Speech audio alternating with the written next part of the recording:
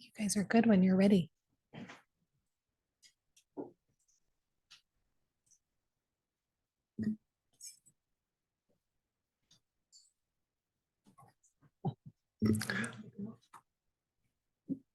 So we need to elect an interim chair.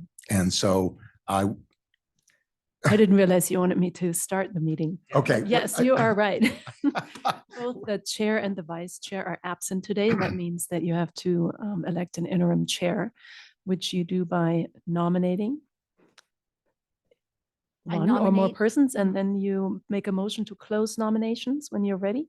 Act like it on a regular motion and vote to elect. I nominate Mark to be our chair tonight. I second. I have no other nominations. George, are you interested?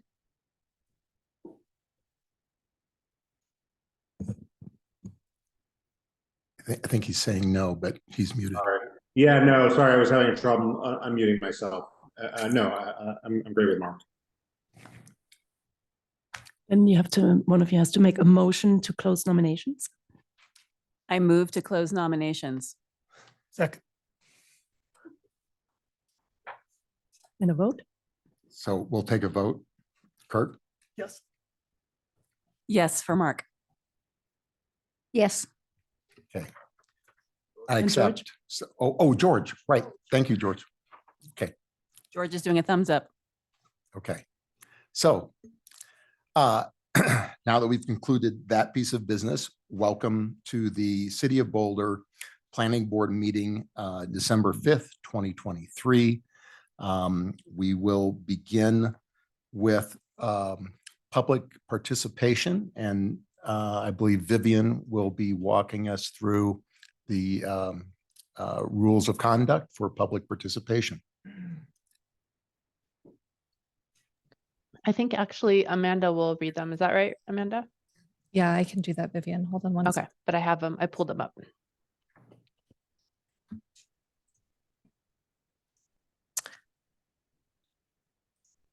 All right, thank you, everybody. The city has engaged with community members to co-create a vision for productive, meaningful, and inclusive civic conversations.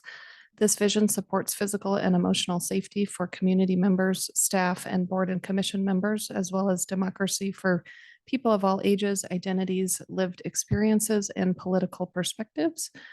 For more information about this vision and the community engagement processes, you can visit our website. The following are examples of rules of decorum found in the Boulder Revised Code and other guidelines that support this vision. These will be upheld during this meeting. All remarks and testimony shall be limited to matters related to city business. No participant shall make threats or use other forms of intimidation against any person. Obscenity, racial epithets, and other speech and behavior that disrupts or otherwise impedes the ability to conduct the meeting are prohibited. And participants are required to identify themselves using the name they are commonly known by, and individuals must display their whole name online before being allowed to speak. For those joining us online, you're in the Zoom webinar format. When it is time for public participation or the public hearing portion of this meeting, you may use the raise hand function, and Vivian will unmute you online. You can find that on the toolbar down below it, and you can also hover over the reactions to raise your hand. I don't see anybody on the phone. And and that's it. Back to you. Thank you. Okay, so no one here. Is there anyone here that wishes to speak about any item other than our public hearing item? Okay. And since there's no one online. Yeah, Lynn Siegel has her hand raised. So Lynn, you'll have 3 minutes. You can get the timer ready, Amanda. Please go ahead, Lynn. Yeah, I didn't realize that was a public hearing, but my remarks relate to the most important thing that you can be dealing with as a planning board in the city of Boulder, and that is to be advising the city to do something about a resolution regarding stopping the carnage in Palestine. And that is for your own benefit, and it is city business, because before you know it, we're going to get hit with an atom bomb from Iran at this rate. We need to do something, and we need to do it yesterday. It's been 75 years. We've got to change things. If you want a planning board to be able to advise about 5691 South Boulder Road, you better do something fast, because we haven't got much time. And if they don't do just an atom bomb, they're going to do something like attack some random American city like Boulder, Colorado. I don't doubt it, not for a minute. And if you think about it, if you really open up your empathy, Gene, you will realize that this is absolutely true. It's completely unconscionable what is going on there. Watch Democracy Now! Today or any day. If you really want to see the babies, the children, the absolute terror and horror of that situation. It is unconscionable. It's a travesty, and you need to do something about it. You, the City of Boulder Planning Board, needs to do something about it, because it starts at the bottom and it goes up. If you want your jobs, if you like being on the planning board, I'm sure it has its digressions. You have to work a lot, but if you want to be there to do anything, you've got to do something that's much more important about the whole situation, and you've got to do it now. You really do. There isn't much time. This is just unconscionable what's going on, and it's getting worse and worse until we're not going to even know what hit us. You really think about it. Think about it, folks. I know maybe if I'm stating the obvious, sorry, but for those who really haven't thought about what this situation bodes for the City of Boulder, do something. So far as what we're doing here, and not with this thing tonight that you've got the hearing for, but just development in general, think about building up Gaza, which is blasted to the Stone Age, literally. That's where we need to build, not in this elegant city of Boulder, Colorado. Done. Thank you, Lynn. And there are no other hands raised, Chair. Back over to you.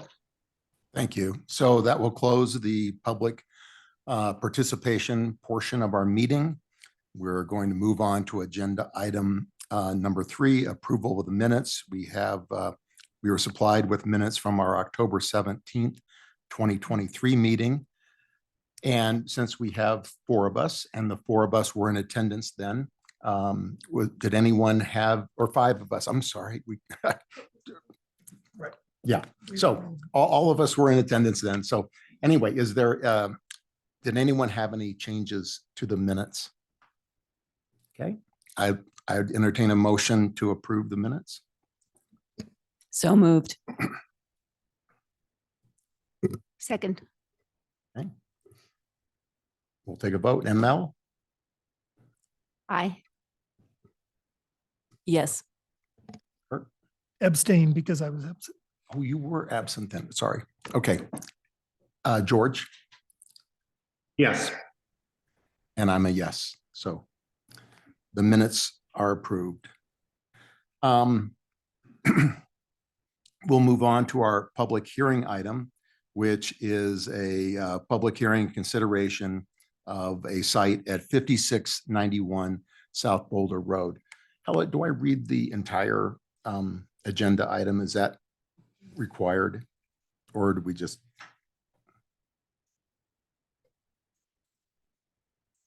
I think it would be good for the record to establish the application and the location and the type of actions you're going to take tonight. Okay, I don't know if I'll if just that's do it. part of Chandler's presentation anyways. If that's the case, then. Oh, that is. Okay, then. To jump right into it. Okay, then we'll begin with the staff presentation. Chandler will read that so we don't have to read it twice. We'll do a staff presentation. We'll do clarifying questions of staff, then applicant presentation, questions to the applicant, public hearing, and then board deliberations. So take it away, Chandler. All right, thank you. And good evening, planning board members. As you just mentioned, this is a 2-item hearing, 5691 South Boulder Road, annexation and site review. Why is my arrow not working? There we go. So to be specific, we are requesting planning board make a recommendation on a petition to annex an approximately 5.3 acre parcel at 5691 South Boulder Road with an initial zoning designation of residential low 2 or RL2 and associated wetland mapping. This is reviewed under case number LUR 2020-00057. And then the second part is for planning board to take action on a site review application for the development of the site with 15 new homes on the western half of the site and 1 new home in the general location of the existing currently vacant single-family home at the east end of the site. The project proposes 6 of the new homes as permanently affordable middle-income cottage homes of approximately 1,300 square foot each. 3 of them as market rate attainable cottage homes between 1,300 and 1,500 square feet, and 6 of them as market rate single-family detached homes between 2,800 and 2,900 square feet with detached accessory dwelling units. And the site review case number is LUR 2020-00058. So the review process, again, this project is in for annexation. The annexation is required in order for the site review to happen. So the site review is conditioned upon approval of the annexation. In the site review, they are requesting a few modifications from the land use code, including reduced front, rear, and side yard setbacks for both principal and accessory structures, reduction in the minimum lot width and minimum lot frontage on a public street to allow for 5 of the new lots to be 28 feet in width and 1 to be 23.5 feet, where 30 feet is otherwise the minimum required. And they're also requesting averaging of open space standards across multiple lots within the site review. So in terms of public notification, we followed all of the code protocol. Written notice was sent to property owners within 600 within 600 feet of the property. This happened when they first submitted in 2020, and then also when they resubmitted in 2023. Notice was posted on the property. Comments were received from neighbors in 2020, expressing concerns with density and groundwater. The applicant since held good neighbor meetings in both January of 2020 and May of 2023. About 36 people attended total, and staff has not received any additional comments from neighbors since the May meeting. So in terms of location, the roughly 5.3 acre site is located on the east side of 55th Street, north of South Boulder Road and south of the East Boulder Community Park. Surrounding single-family residential neighborhoods are Greenbelt Meadows, which are adjacent to the south, and Keewaydin Meadows, which is to the northwest. Both those were annexed in 1983 and 1963, respectively. City-owned open space lies adjacent to the site to the north and east. This is just another aerial map showing some of the surrounding context. You can see the East Boulder Community Center is very close by, and Greenbelt Meadows, Keewaydin Meadows, and OSMP land to the east. This is just a picture of the existing site as seen from 55th Street looking east. So you can see the existing home way back there and kind of the north end of Greenbelt Meadows there.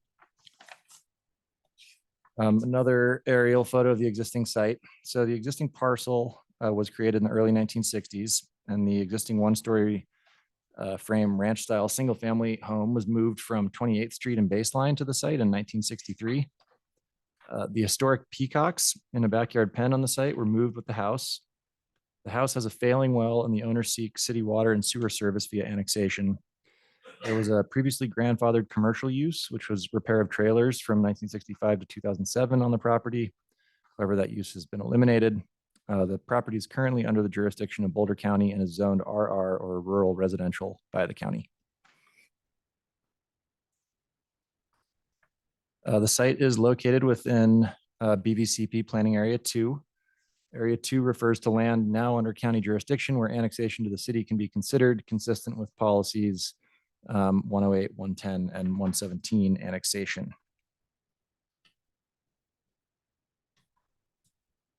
The property is designated low-density residential on the land use map of the Boulder Valley Comprehensive Plan.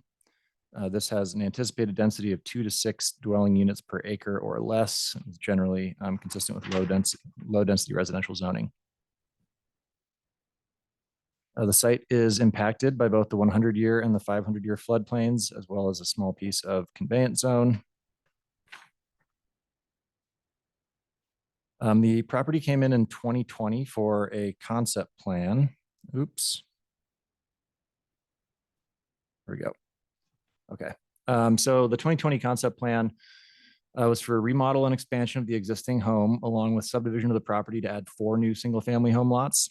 At the planning board meeting on June 4th, 2020, majority of board members expressed support for RL2 zoning, more affordable housing, providing additional community benefit, single-family homes and or duplexes with 8, 12, or 16 units total, and using the existing driveway with a variance to the city's design and construction standards. And the board also encouraged the applicant to pursue shared open space on the site as well. So the proposal for the annexation, as I mentioned before, is to annex the 5.3 acre parcel. Why are these coming up out of order? Okay. I'm just going to make them all come up and then I'll read them. So it is within Area 2. They're requesting an RL2 zoning designation. The proposed annexation would include adoption of a wetland map and wetland mapping for the city. They would be dedicating approximately 30 feet of right-of-way on the east side of 55th Street to the city, not included in annexation. So it would just be dedicated to the city, but not annexed into the city. First right of refusal to the city for ditch shares in the Dry Creek number 2 ditch and Howard ditch, both of which cross the property. Ditch easements, similarly for Howard ditch, Dry Creek number 2 ditch, and the Kent lateral of the Dry Creek number 2 ditch. And then it's worth noting that a sewer line easement across a portion of the city's Boulder Gebhard open space and mountain parks property is required to serve the proposed subdivision, and that this went through open space board and was approved by council in June of 2023. So in the annexation, they are asking for a few additional modifications to code standards that are not otherwise allowed through site review. So they can request them through annexation.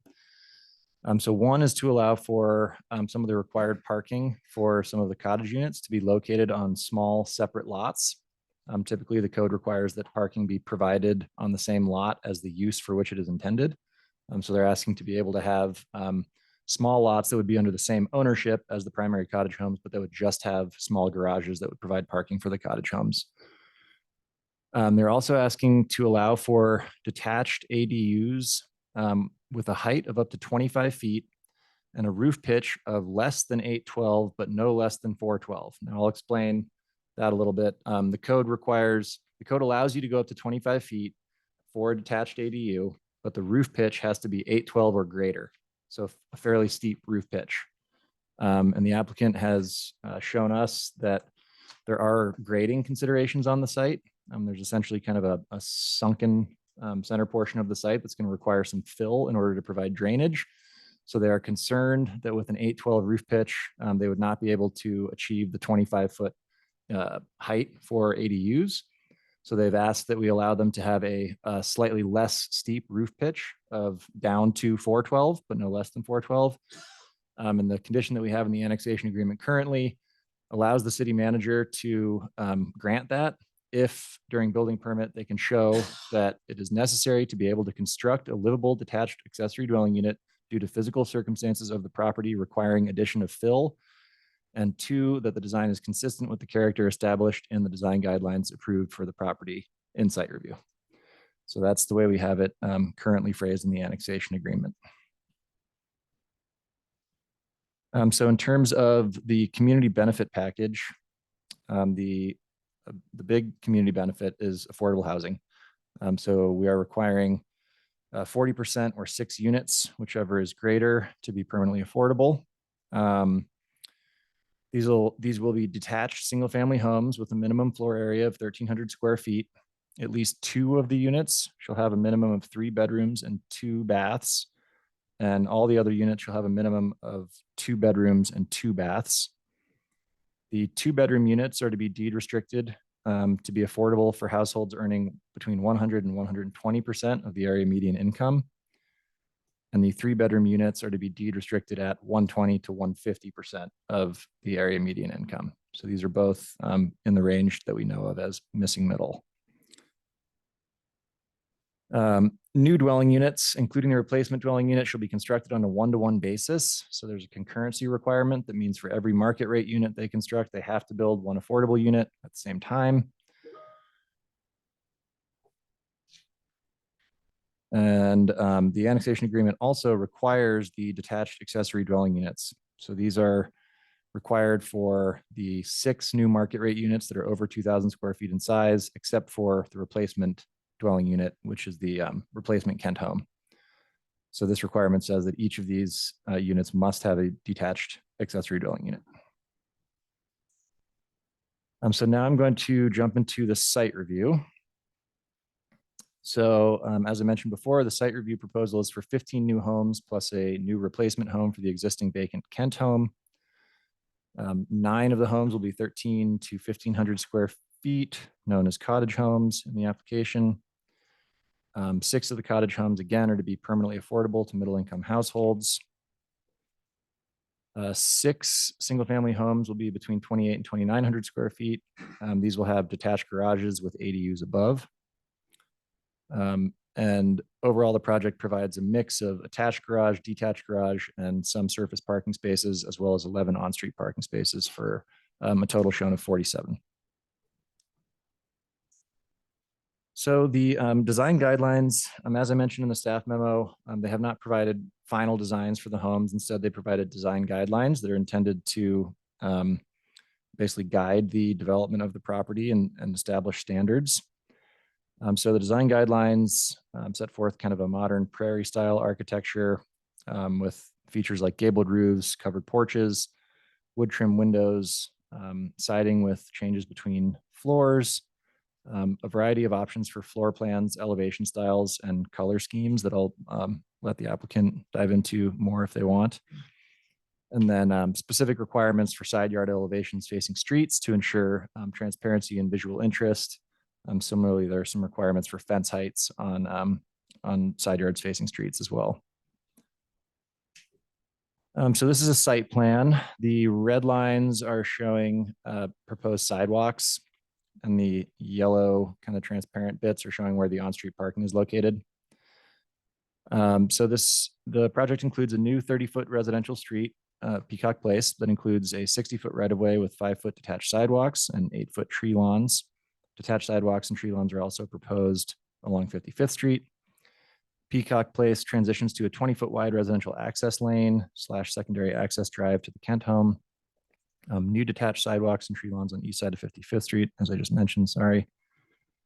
Attached sidewalk would be provided west of the larger units. So that's the red line kind of immediately next to those 6 big lots.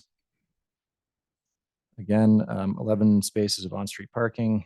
And the proposal includes maintaining the existing gravel driveway access to the Kent home on the southern portion of the lot. So it goes to the south of all of the new homes. There's an existing driveway, which they're proposing to keep.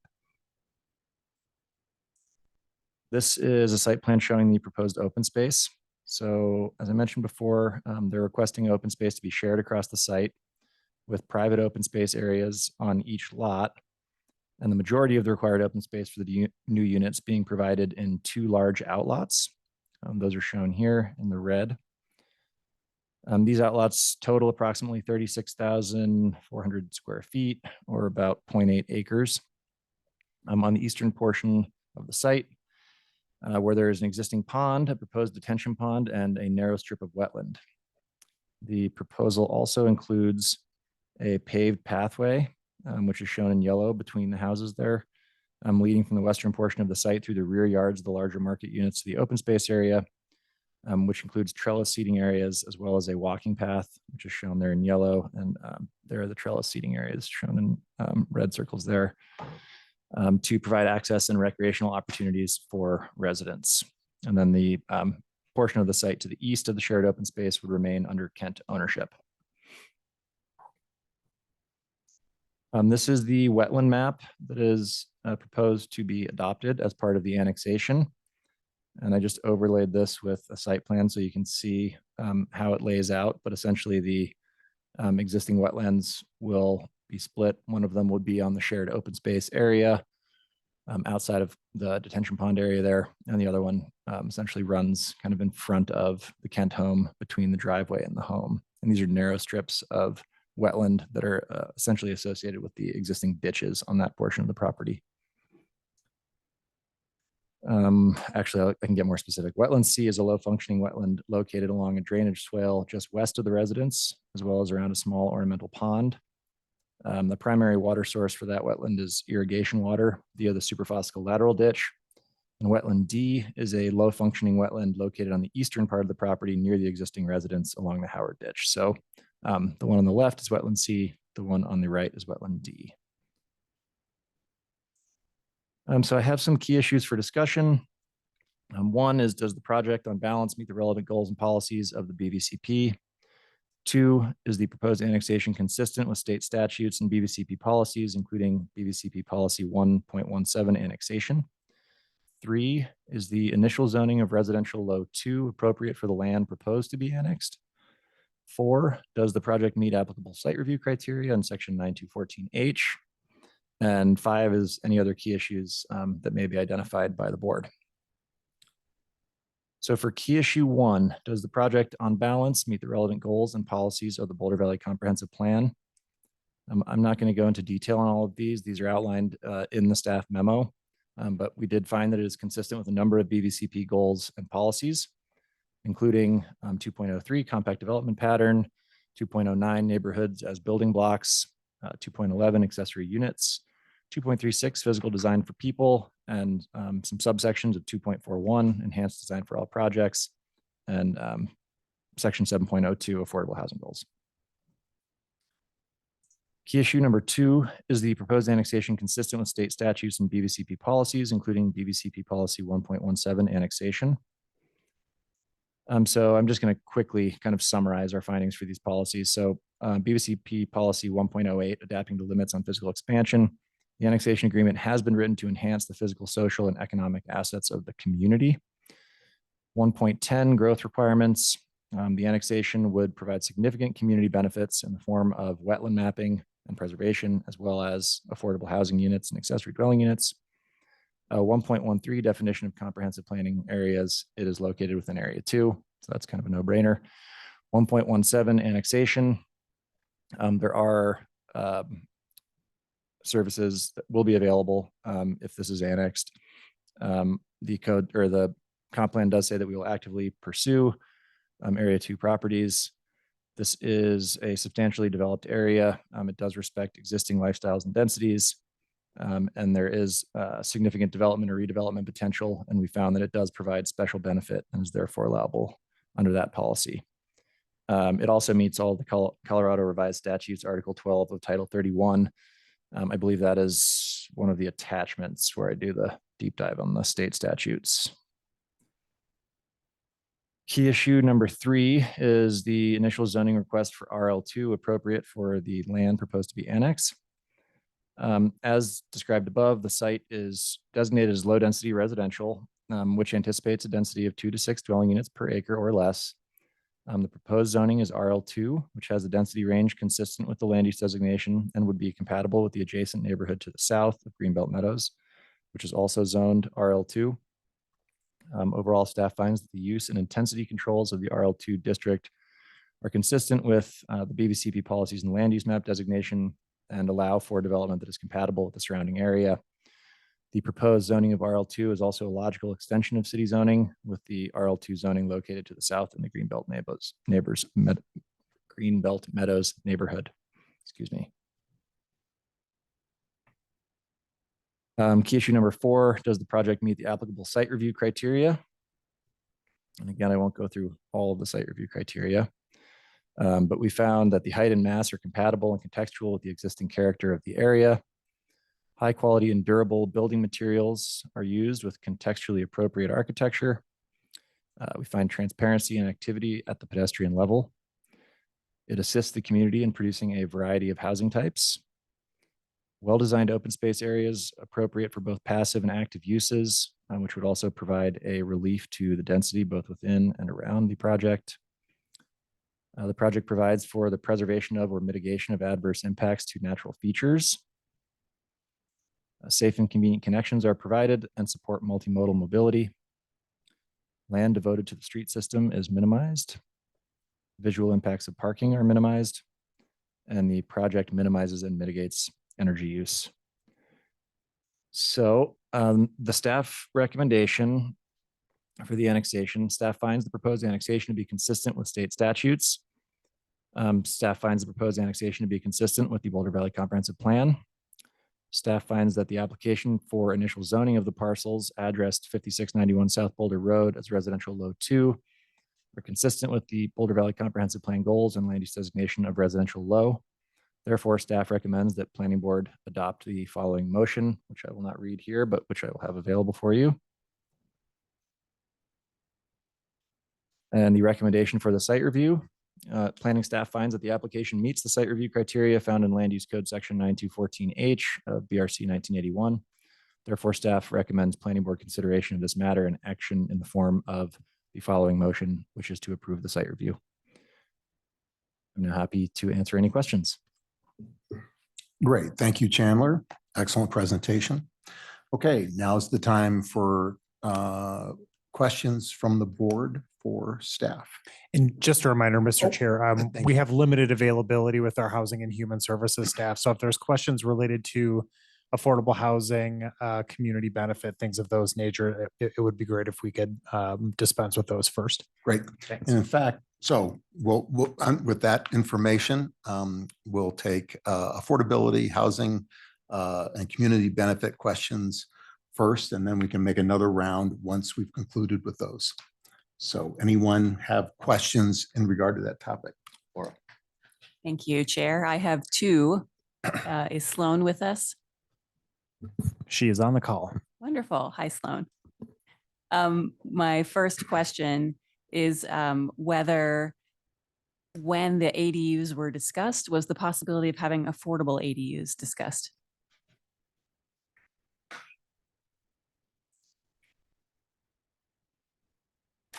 Sloan, are you on? Is, I think. I mean, I can kind of start. She's muted. answer. Wasn't able to unmute. Now it's working. Chandler, do you want to? Yeah, I mean, I can give a little bit of background. We did discuss that.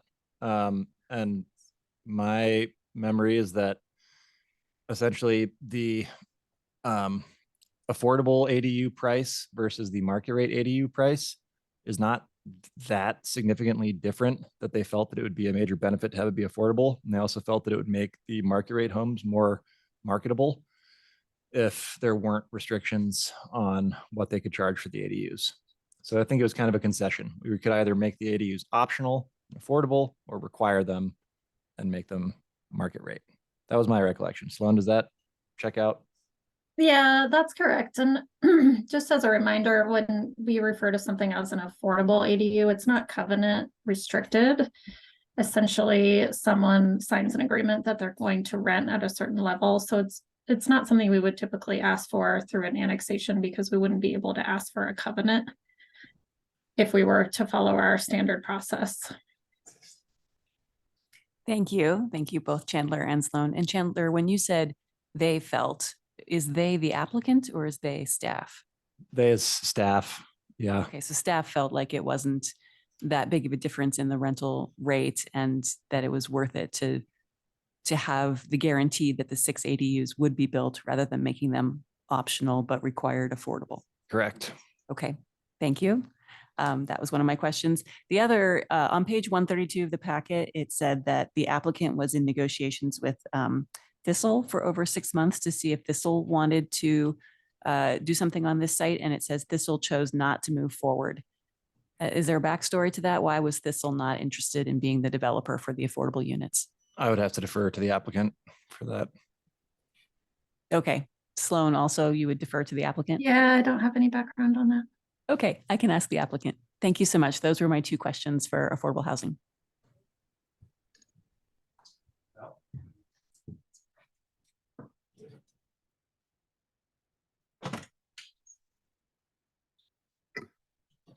Thank you. Thank you, Chandler, for the presentation. It's always a pleasure to see the comprehensive nature of the review. So the question I have regarding the affordable nature of the project is, in the general description, it talks about the 15 detached houses. It talks about 6 of them being permanently affordable, middle income, 3 of them market rate attainable. Are there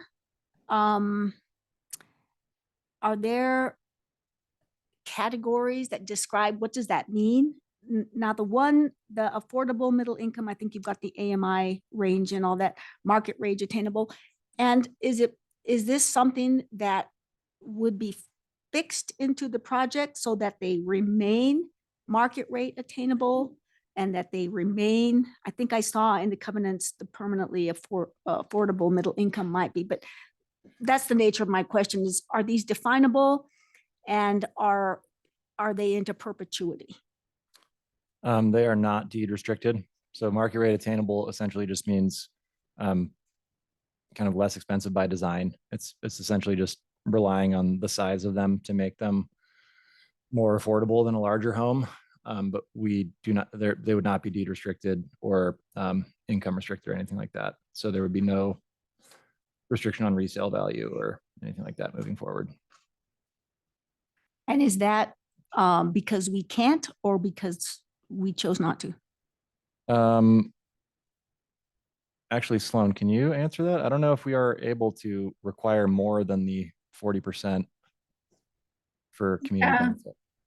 I can talk to that a little bit. So when an annexation needs to demonstrate community benefit, the emphasis is typically on affordable housing. And in the past, our policy has been somewhere between 40 and 60% of new housing would be covenant deed restricted affordable housing. However, we've sort of learned through the process that 60% is very hard for developers to make pencil when they're developing. So especially when you're developing something like single family detached homes, it seems reasonable to ask for the 40% and then ask for the market rate to be size restricted and designed to be more of a market rate affordable product type. Is that And size? I forgot to introduce myself for the record as well. So I'm Sloan Walber. I'm a housing planner in Housing and Human Services. Thank you, Sloan. So is the market rate attainable? Is that size going to be restricted? Is that in the covenant as a restricted size? It's in the design guidelines and in the site. It's also a requirement under the annexation agreement. That would be in the covenant or however. Yeah, the annexation agreement would be recorded against the property and it will restrict it in perpetuity. Okay. Thank you so much. Those are my questions.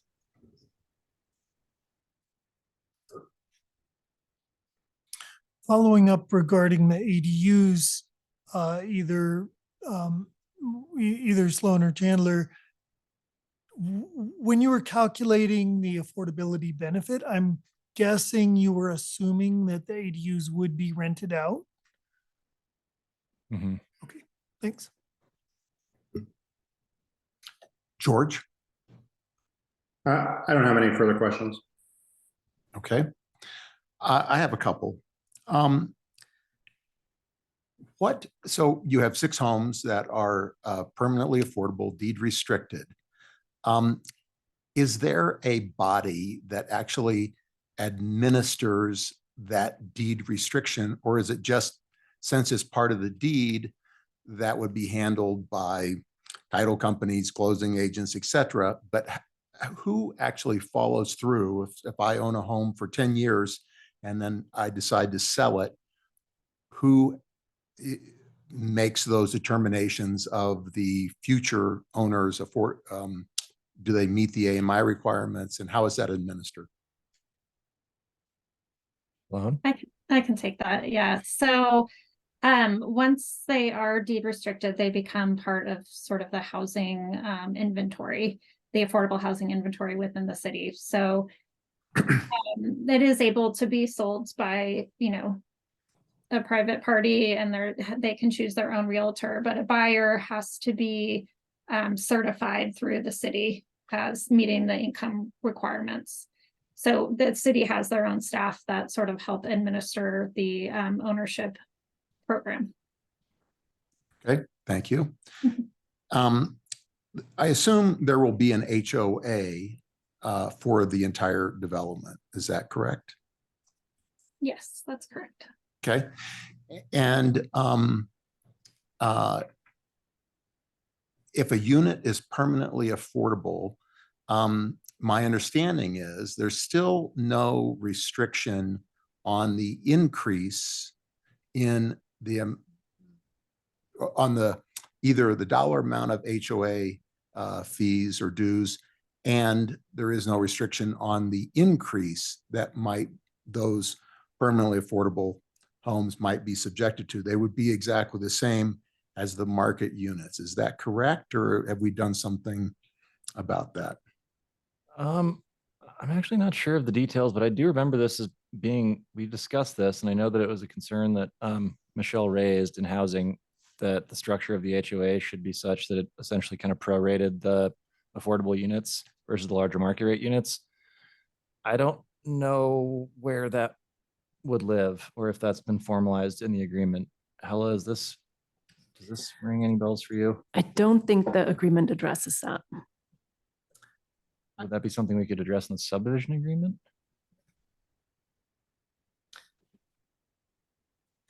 Sorry, I'm trying to look through the annexation agreement to see what we said about that.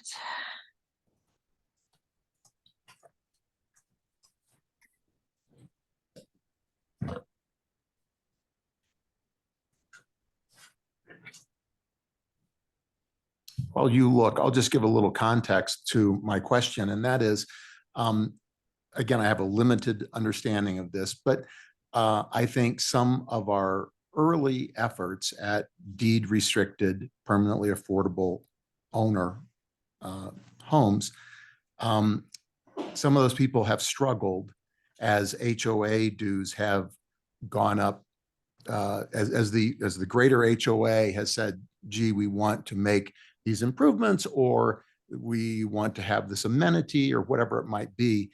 And the people meeting the income requirements for the permanently affordable units have struggled with the HOA dues, of which they are income appreciated, their appreciation limited. Consequently, they're paying into an HOA for an amenity that subsequently they can't really enjoy the benefit of when they sell their unit. So it is something that some residents of permanently affordable deed restricted homes have struggled with or complained about.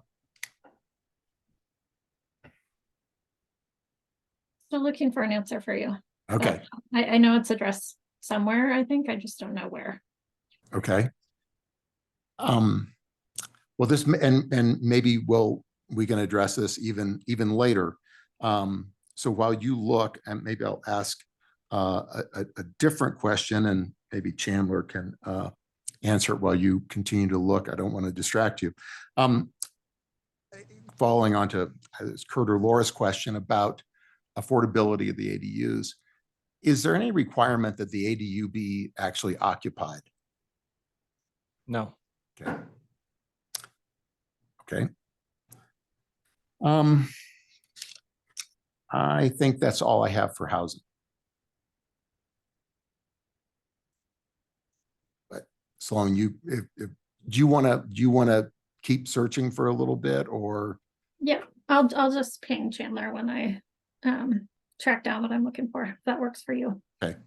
All right. If we have no other questions regarding housing or affordability, we'll move on to any other questions we may have for staff on other topics. And I'm going to call George first and see if he has any other questions. No, I actually don't have any further questions. Okay, great. Kurt.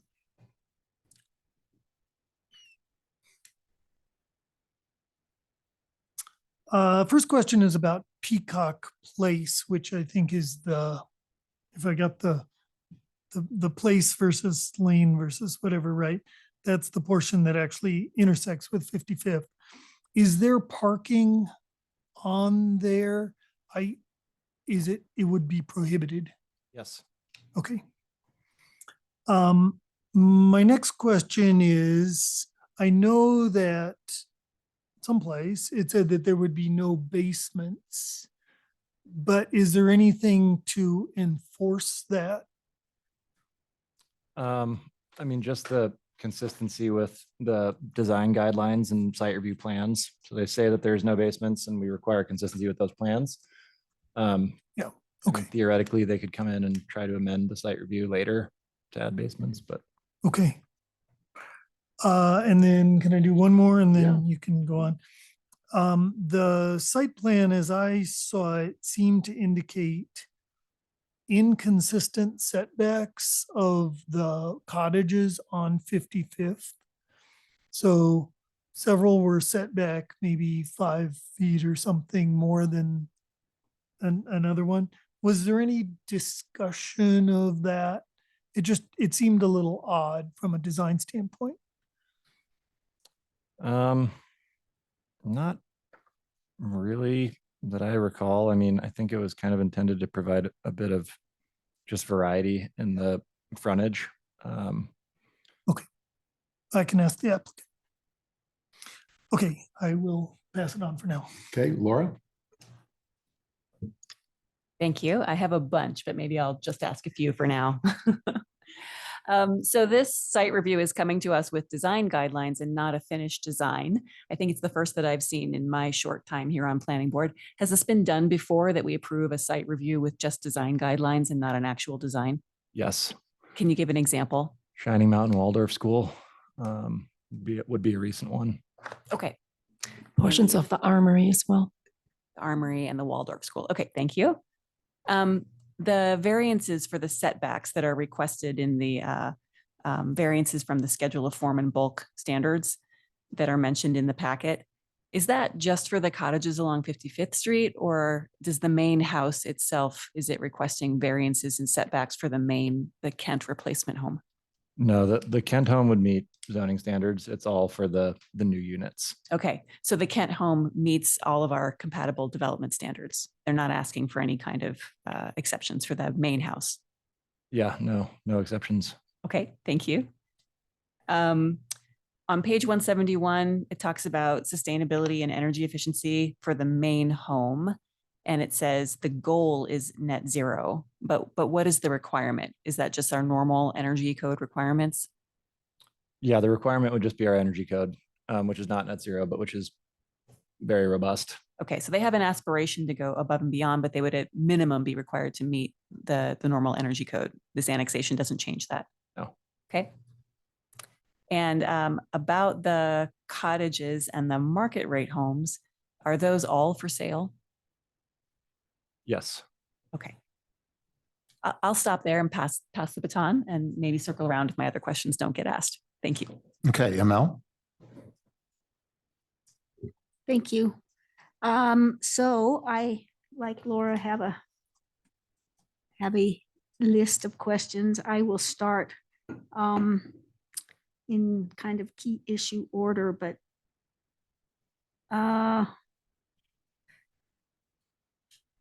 so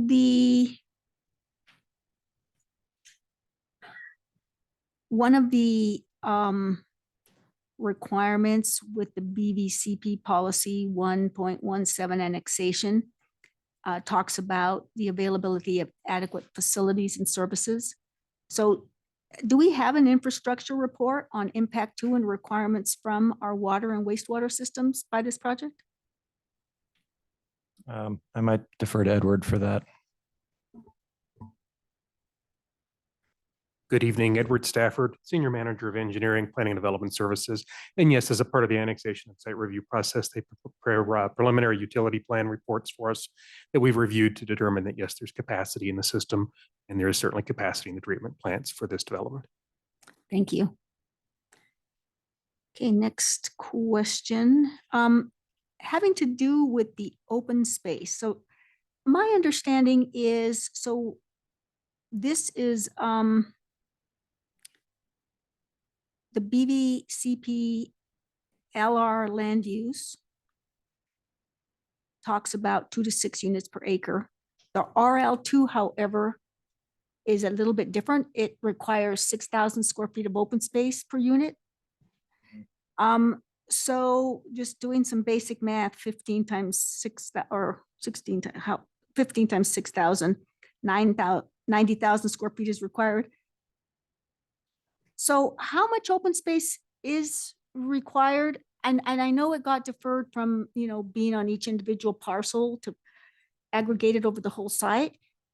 So 2 questions, I guess. One is how much is actually provided? And there seem to be 2 other not part of these 15 unit, the single family house and the Peacock area. I saw somewhere that that's going to be under a separate ownership. The Kent ownership, yeah. They would like to keep ownership of the people. So it would be part of the house square footage or parcel of the house. So that would not be towards the open space requirement. So how do those numbers look? Well, they meet all the RL2 standards. So like you said, for 15 units, it's 90,000 square feet. Right. So about 2 acres, give or take. Right. So they're on the small lots for each of the homes. They're proposing a certain amount of open space. And then there's the 0.83 acre shared open space, which is the 2 outlots, which is where the kind of majority of that almost 2 acres is being met. And then the Kents would maintain about a 1.9 acre parcel under Right. Their existing ownership. Okay, I saw somewhere in the staff analysis that it says 36,393 square feet of open space is provided. So I was kind of confused as to, it doesn't look like 90,000 square feet. So I'm kind of confused as to how that calculation,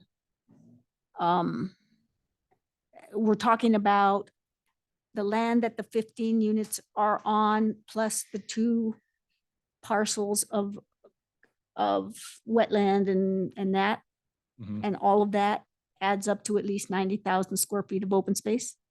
Yes. Yeah, they're exceeding the minimum open space by a bit. Charles was just showing. Yeah, it looks like on page 125 of the packet, it looks like total usable open space is on the order of 145,000 square feet, which totals about 9,000 square feet of open space per unit over the 16 units. But that's, so I think That's including the yeah, I house, think that's including the entire site. So that's why I was right?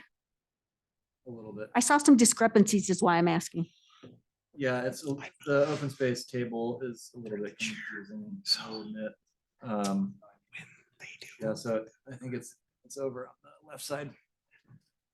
But regardless, there is the information on that open space, which shows just the area of the 2 outlots. Yeah, so Peacock Place neighborhood site area is 2.43 acres. And that site area is 1.3. I'm sorry, I've kind of lost track of the question. Are you just asking to verify that they're definitely meeting RL2 open space I standards? saw a discrepancy. I saw that staff, Yeah. said that it No, was. it's a little less bit and so on. confusing in the final plan Okay. set. But they are across the entire site. If you count the Kent property, then there's 9,000 square feet of open space per unit total. And if you remove the Kent property from that equation and you have just the outlots and the new lots to be developed, Mhm. then it comes out closer to just over 6,000 square feet per Got it. unit. That 100, okay. Okay, so last question is about the bulk and density standard changes that are being sought. So I understand, so their setback requirements are being waived and new ones are being proposed. I didn't see what's actually required versus what's proposed.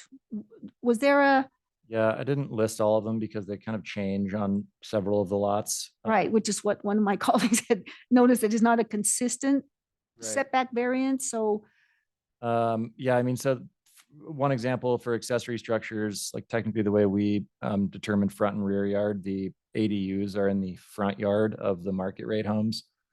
So they have a 55-foot front yard setback in the code, and they're asking essentially for the ADUs to be pushed closer to the street. So that's one of the modifications. And then the others are really just associated with the reduction in the lot widths. You know, all of the cottage homes, I think, have reduced side yard setbacks. Right. and- What, how much are those? They look really tight. Those cottages that are on the western part of the site. Yeah, I'd have to, let me look at the site plan a little more closely. Yeah, I mean, they definitely made them tight. Sorry,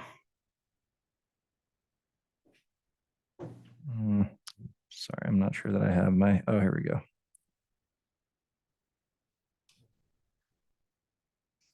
So I think the smallest side yard setback, or the lowest side yard setback, I think is 3 feet. Yeah, that's what it looked like. Um, Thank you. And last, inside this area about the bulk and density standards, it said there were changes to the maximum building coverage. And is that ADU being in the front yard setback, or what change are there to the building coverage? There's no changes to the building coverage. Oh, okay, it was listed on the chart. Oh, on the requested land use code modifications. Where it said you got to check off the things that you're Yeah, that should Not so? No, it's not so. good. Okay, those are my questions. Thank you so much. Laura, go. Okay, I'll go and then we'll come back to you. See if I ask anything that you might have on your list. So this area, I'm a little familiar with it. I won't go into all the reasons why, but you know, it's very high water table in this area or adjacent to it, especially over in the Kuwait Meadows area. So the design guidelines for the construction of this, Kurt asked about basements. Basements are prohibited. Are these to be built on crawl spaces? Will there be mechanical in the crawl space, or is this slab on grade or actually elevated? Tell me about. Propose a slab on grade, and the grade itself may require some fill in order to bring it up a little bit to create adequate drainage. Okay, good.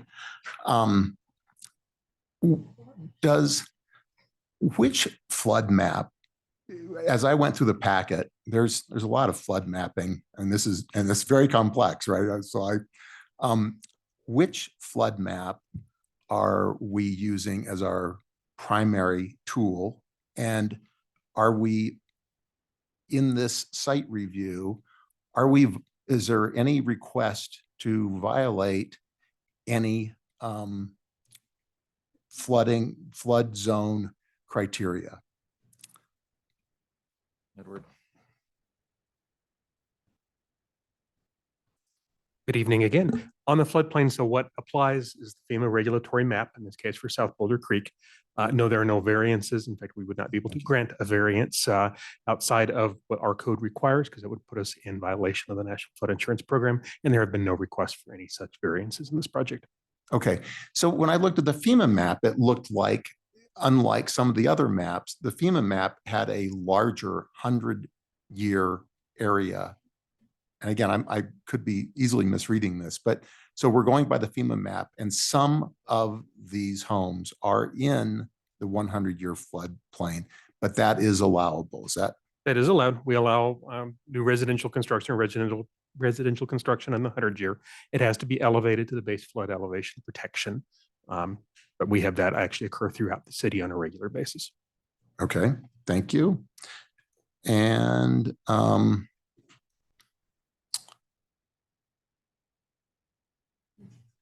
okay, I'm going to stop there. Laura, go ahead.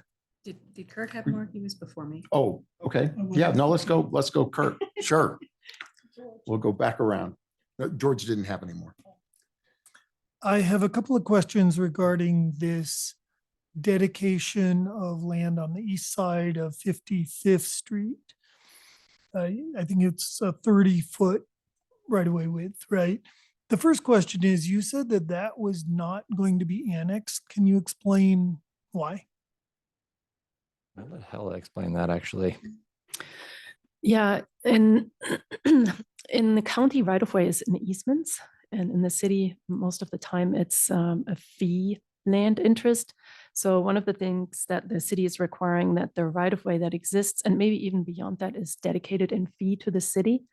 But we're not annexing that because the other half of the street is currently owned by the owner on the west side of the road, and we don't consider it good practice to annex half of a right of way because it creates jurisdictional issues. So the city does not currently own the entire street? Or am I misunderstanding? That's correct. Yeah, it's currently a county right of way.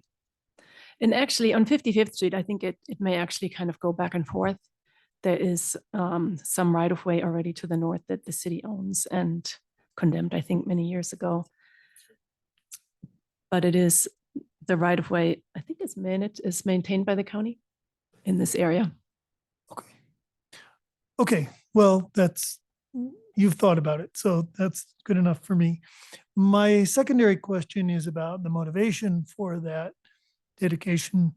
I saw something that indicated that it was in hopes of eventually providing a bike facility along 55th. Is that right? And is that something that's in the TMP, or I'm really, the basis of my question is, how realistic is that, given that the Greenbelt Meadows area to the south is pretty close, fairly close to the street? I'm just wondering if this dedication land would ever realistically get used. I mean, it's providing a detached sidewalk and tree lines as it is. So it does create kind of a pedestrian connection on the east side. I mean, granted, it ends at the end of the property. But presumably you wouldn't need 30 feet for that. Yeah, I'm not sure I mean, I think the 30 feet is just kind of a standard half of our typical right of way width. So if we're annexing, that's how much we would get if that's under private ownership currently. Oh, so this is not, okay, that's part of my confusion. This is not an additional 30 feet beyond the curb face or something. This is 30 feet from the center line, perhaps? No, it's 30 feet of the property. So I'm not, What we typically, what we typically require is that when 60-foot right of way, typically we require 60 feet to be dedicated in fee, and that 30 feet come from one side, from the property on the one side, and 30 feet from the property on the other. So that's, I think, what we're trying to establish here. I suspect that it's also the center of the current right of way, but I haven't looked at it at the map just now. Okay, but the 30 feet Well, includes at actually, least part of the existing street. It does, yeah. Yeah, I think a large part of it. And actually, yeah, it's the western 30 feet of the property is what's being dedicated in fee, because that's what we typically require, and that overlaps with the existing right of way. right. Okay, I might understand, but that's helpful. Thank you. All right, Laura, go ahead. Thank you. I actually just have a couple more, 3, to be precise. So every unit has its own dedicated parking garage and or parking spaces for the ADUs. And then there are 11 visitor spaces. I presume that the answer to my question is that that will be managed by the HOA to ensure that residents don't just fill up those 11 visitor spaces with their own extra cars because they have teenagers or they have a car collection or whatever. But is there anything in the annexation agreement about the management of those 11 visitor spaces? There's not. Okay. Second question, on page 158, it talks about Peacock Lane, and it talks about that sidewalk on the west leg that you showed in red on one of your slides, Chandler. And then it says pedestrians to walk in the pedestrian friendly street. So I'm assuming that's for the rest of the loop, the north, south, and east parts of Peacock Lane. Can Yeah. you talk at all about, like, I guess you're just anticipating it'll be a very low traffic street, and so it's fine for people to walk in it, but is there anything I'm missing there? I mean, that's a big part of it. And then also there's the pedestrian connection that goes right through the middle of the site. So I think in general, the feeling was if it's residents from the east side of the site getting to the open space, they're probably just going to take the straight shot connection and not walk around the street. And if it's folks in the larger market rate units who are trying to get east, they too would likely just go to the center. But yes, I mean, I think ideally the super low speeds anticipated made us feel like it was okay not to have sidewalks going around the entire property. Okay, thank you. Last question. There are some drawings, renderings of the fences, the anticipated fencing on the property, and it looks like it's almost all wood. Was there any discussion about using a different, more fire-resistant material than wood for fences? I thought we were trying to phase those out in the city, wood fencing. There wasn't any discussion. I was not aware of that, but I do agree that other materials are probably preferable. I don't think that the design guidelines require them to be wood. So I think if they wanted to use a wood-like material, that would be fine. Okay, it may be going too far for me to say we're trying to phase those out. I just know that there's a lot of discussion about trying to move towards more fire-resistant materials. Yeah. It's good to know that they could choose a different material, especially a more fire-resistant material, if they wanted to. Thank you. Okay, Kurt, ML. Okay, go ahead. Thank you. I just have one more question. So I'm looking at 9-14H. Number 4. Projects greater than 5 acres shall include at least 5 dwelling units of each required qualifying housing type. So this is housing diversity and bedroom unit types. I guess F4, FIV. Under housing diversity and bedroom unit types, which is F. And IV, it starts to talk about when and how that diversity gets applied. Are you reading from the new site review criteria that are online? I did. Yeah. Because I was like, I make sure I got the right one. Yeah, that is one thing I guess I probably should have mentioned in my presentation. Because this was submitted in 2020 and has been an active case since then, Mhm. they're actually reviewed against the old site review criteria. So what does the old site review criteria have to say? Do we not have housing diversity and bedroom unit types in the prior one? We do. It just says that it assists the city in creating a variety of housing unit types. So it's just more general. Oh, so there's no specificity. Yeah, and it was included in the decision-making matrix that I sent out to the board was all the previous criteria. So I can pull that up real quick. Yep, and we did make a finding that overall with the ADUs and the mid-sized cottage homes and the larger market rate homes, that they were meeting that and providing a variety of housing types. So I'm not sure if this is a question for you, if this is just part of our board discussion, but it sounded to me like the planning board that met on concept review was interested in more housing. And so that's why the project has come back the way it has.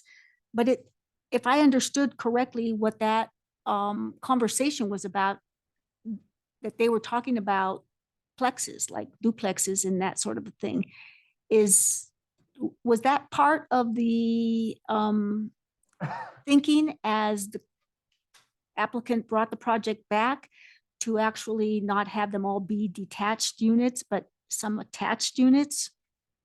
I'll probably have to let the applicant kind of talk about their thought process in terms of how they decided on the unit types. I will say that from the community benefit perspective, Mhm. The missing middle, like affordable detached single family homes, are something that the city really wants more of. So we were pretty happy to see that. And also in terms of, there are a lot of site review criteria that require compatibility with the adjacent area and stuff like that. So I think that their thinking was that this is this would be a better fit with the existing single-family neighborhoods that are right next door on both sides as opposed to duplex units. Yeah, I'm thinking about those small setbacks and the 2+ story. Just the bulk that is created by, it's like, wow, why don't we just attach them? What are you going to do in those little skinnies? But anyway, so thank you for that clarification on how this landed where it did. Okay. No. Okay, I have a last one and maybe the most extraneous or tangential. And and when we get into deliberations, I may talk more about this. My question is, this is adjacent to the Hogan Pancoast property, which is its northern border. And that is currently owned and managed by OSMP at the behest of the city a couple of years ago. Is that property still fenced? I wish I'd asked Bethany to come tonight, but they've had a bunch of discussions about fencing. I know that OSMP staff has been talking to the applicant, and maybe they'll want to talk about it in their presentation, but they have definitely talked about the required fencing between OSMP and this land. So I don't know if it's fenced right now or not, but I know that OSMP is interested in fencing and that they have expressed the type of fencing that they will require. Okay, interesting. And this is probably another question for OSMP. And I actually put in a call to, one of these late in the day calls that no one was able to get back to me. But my understanding is that while this is an OSMP property and it's designated as a natural area as one of their specific designations, it is currently completely off limits to public access. Do any of you concur with that it's off limits to public access? My understanding, it's publicly owned, but it is essentially treated like private city property, not OSMP. Right. And I'll get to the regrettable portion of that when we get to our deliberations. But anyway, thank you. I think that concludes our questions. Okay. So we will move on to the applicant presentation.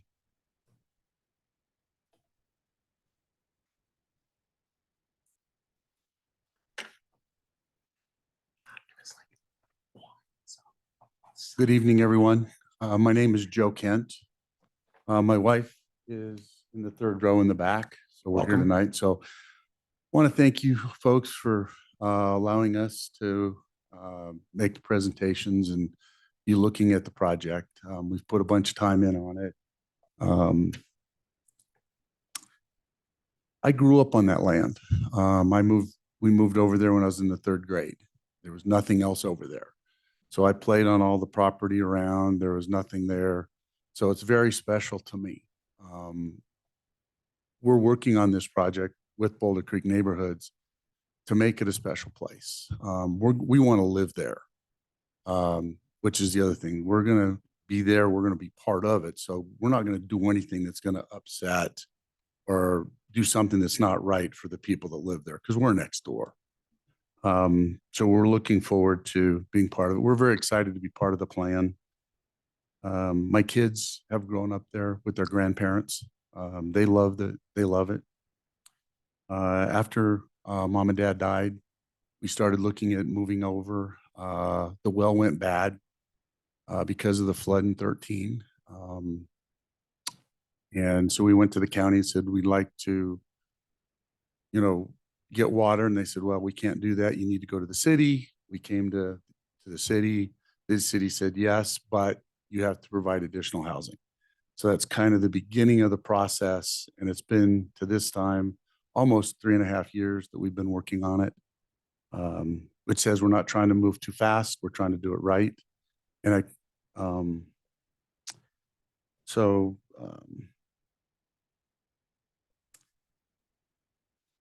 we're happy to be a part of it. Like I said, we're excited to be here tonight. And at this point in time, I think I would like to introduce Mike Cooper with Boulder Creek Neighborhoods.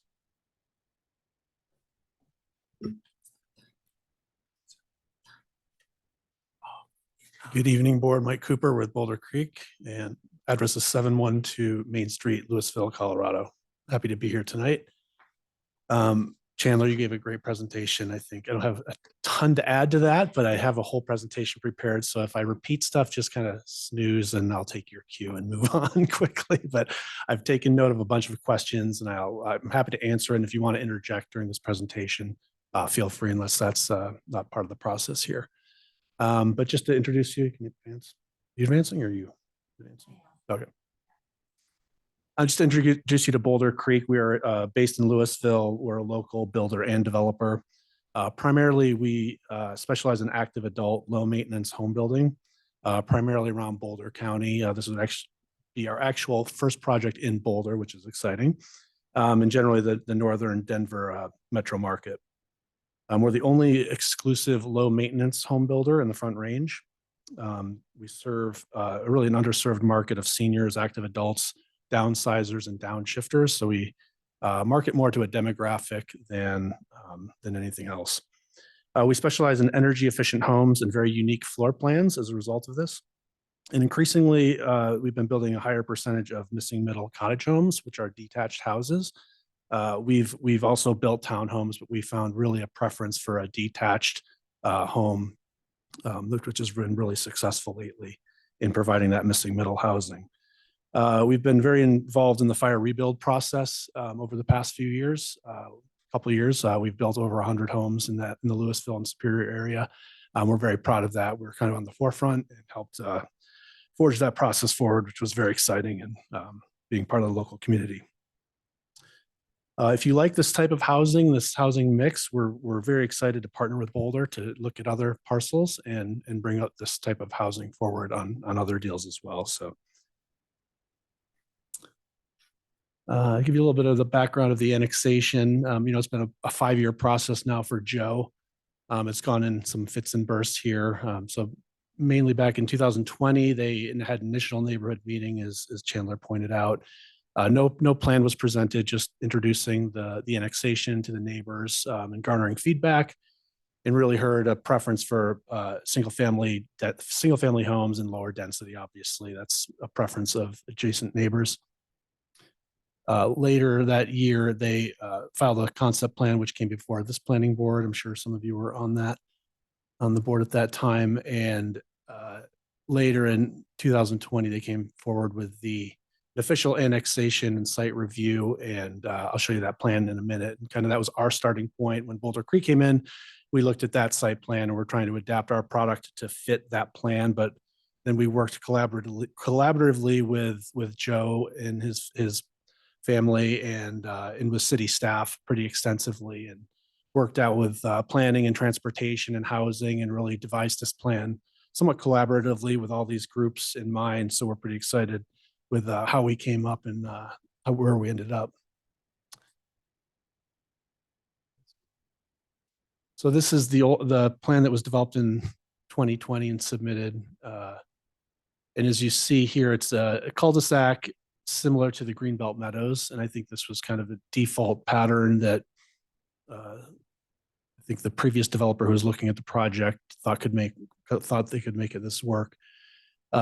Staff was concerned about the circulation around there for fire and the parking in the middle of that cul-de-sac. And primarily the concern was that the width of those lots and that density, being a front-loaded product, would really have garage-dominated front-loaded architecture. If you imagine a 35-foot width lot with a garage on the front of it, leaves about 9 feet for a front door, basically. So they weren't too excited about that. And obviously we're chasing density on the site here to make it work and meet the goals of the city. So we devised a plan,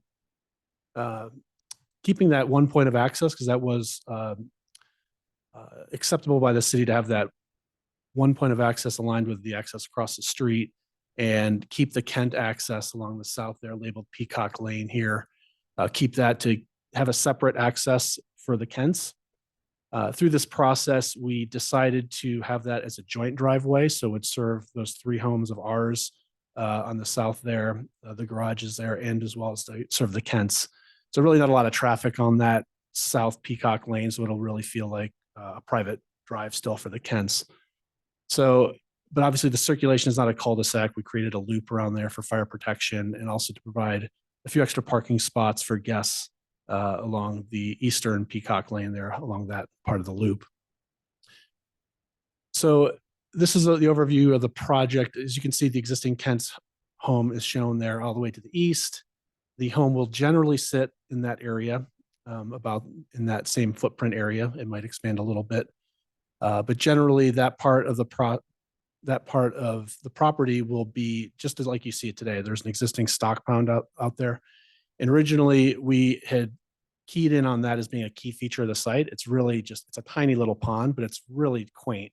And if you go out there and you just look across the open space, there's all these ducks on the pond and it's just a really nice area.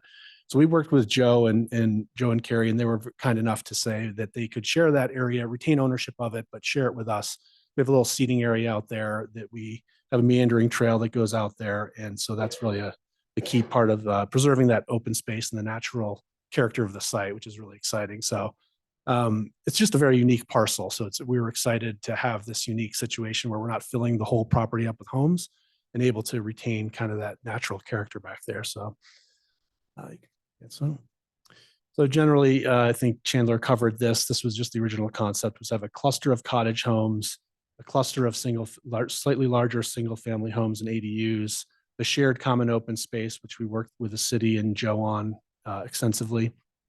And then obviously the Kent residents there to the east. You can see the meandering trail, which is shown to go around our detention pond and over to that existing wet pond over there. In terms of the frontages, I think you could see through some of those images, and I'll walk through some of those images as well pretty quickly here. But if you go to the next slide, the orange dots are just showing where the front doors are in case that wasn't clear. So we were taking care to, as you come into the community, to make sure that you see front doors and front porches as you come in on Peacock Place there. And then the orange dots, some of those cottages have a side entry into the home. So it has kind of 2 front facades. It has what looks like a front porch facing 55th Street, but then has a front door on Peacock Place. So kind of as you come in, it kind of looks like 2 front facades to the homes. And then enhanced side architecture on those 2 single family homes as you at the terminus of Peacock Place there. And then just looking, this is a visual you've already seen, just emphasizing that entryway and the central spine corridor that leads to our detention pond and the trail that meanders through the property. You can kind of see get a feel for the character of the ADUs on the rear. I can't clarify, we're trying to fit into the code of the 25-foot height. We did identify some hardship that the site was sitting down in a lot of areas. We have to build it up by a couple feet around those ADUs because they sit at the edge of the property. So a lot of these times, these are almost going to the edge of the property where it's a little bit lower. And so we identified that as we did a lot of design work, not designing the actual units, but analyzing it to get to convince the city to give us hopefully a little leeway on that if we need it. But those will be about 10 feet, 10 feet lower in height than the actual home. So it's not like what we're asking for will create the ADU that's like as tall or higher than the house. It'll be at least 5 to 10 feet lower than the main structure. So just wanted to clarify that. Those ADUs will be about 400 to 700 square feet. So you'll see some larger garages there, and really we're not hell bent on getting a 3-car garage or anything like that, but it's really, we've got a bunch of designs for the ADUs. We want to provide the most flexibility that we can for those floor plans. I think you can get a 1-bedroom in there. It's probably the biggest unit we can get. So I'm just going to pause here for just 1 second. Sure. I should have said at the beginning that you have 15 minutes in total. So I'm going to give you your 5-minute warning now. Okay. Thank you. I didn't do that at the beginning. So 5 minutes left. 5 minutes left. So I'll just walk you through some images as you're driving north on 55th Street. This is just looking in the Kent access there on the south. So you can see we have about 6 to 9 foot deep front porches on these cottage homes, including the affordables. We're really not compromising any of the design features on the affordable units so that they have all the standard and optional features that the other cottages would have.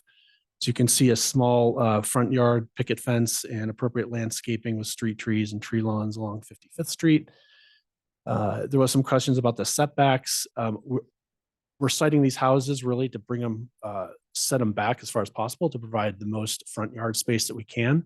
That's why they're somewhat differing in their space. And so if you look at the site plan, you can kind of see how we're citing them back as far as we can. This is the main entry, Peacock Place. As you can see, the side entry on that cottage, kind of on the left, the white one there, shows that side entry. That's actually kind of a rear porch on that house, but it looks like a front porch. Looking down that central courtyard area, you can see that trellis way beyond there. And that leads out to the detention pond in the open space. And some closer look up at the single family homes.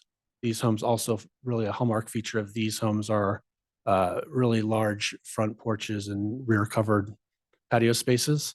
And also they feature optional and standard main level bedrooms to offer some multi-generational livings or guest bedrooms.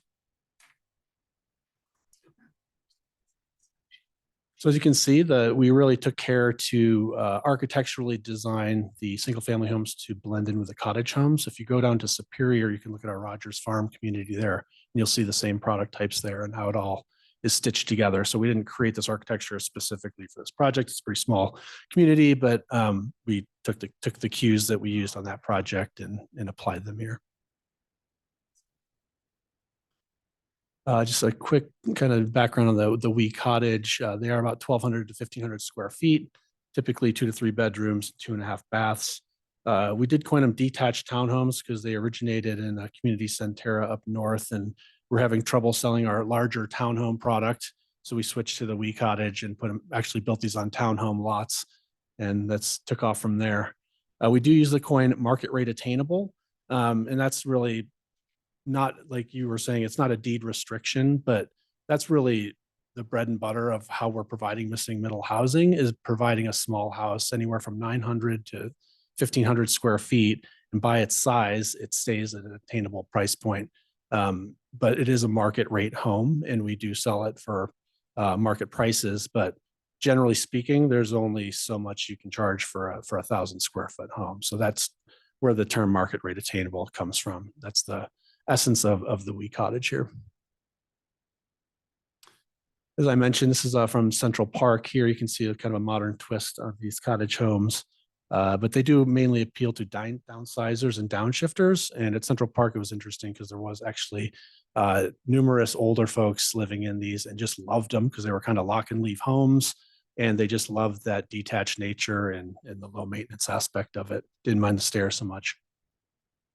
This is the lineup of all the styles that we have for these two plans, the Cottage 2 and the Cottage 9. And if you go to the next slide, this is kind of the streetscape that we've conceptually designed to be along 55th Street. So you'll see kind of a different home style and nice eclectic mix there that's fronting 55th. And just some sketches of the single family homes.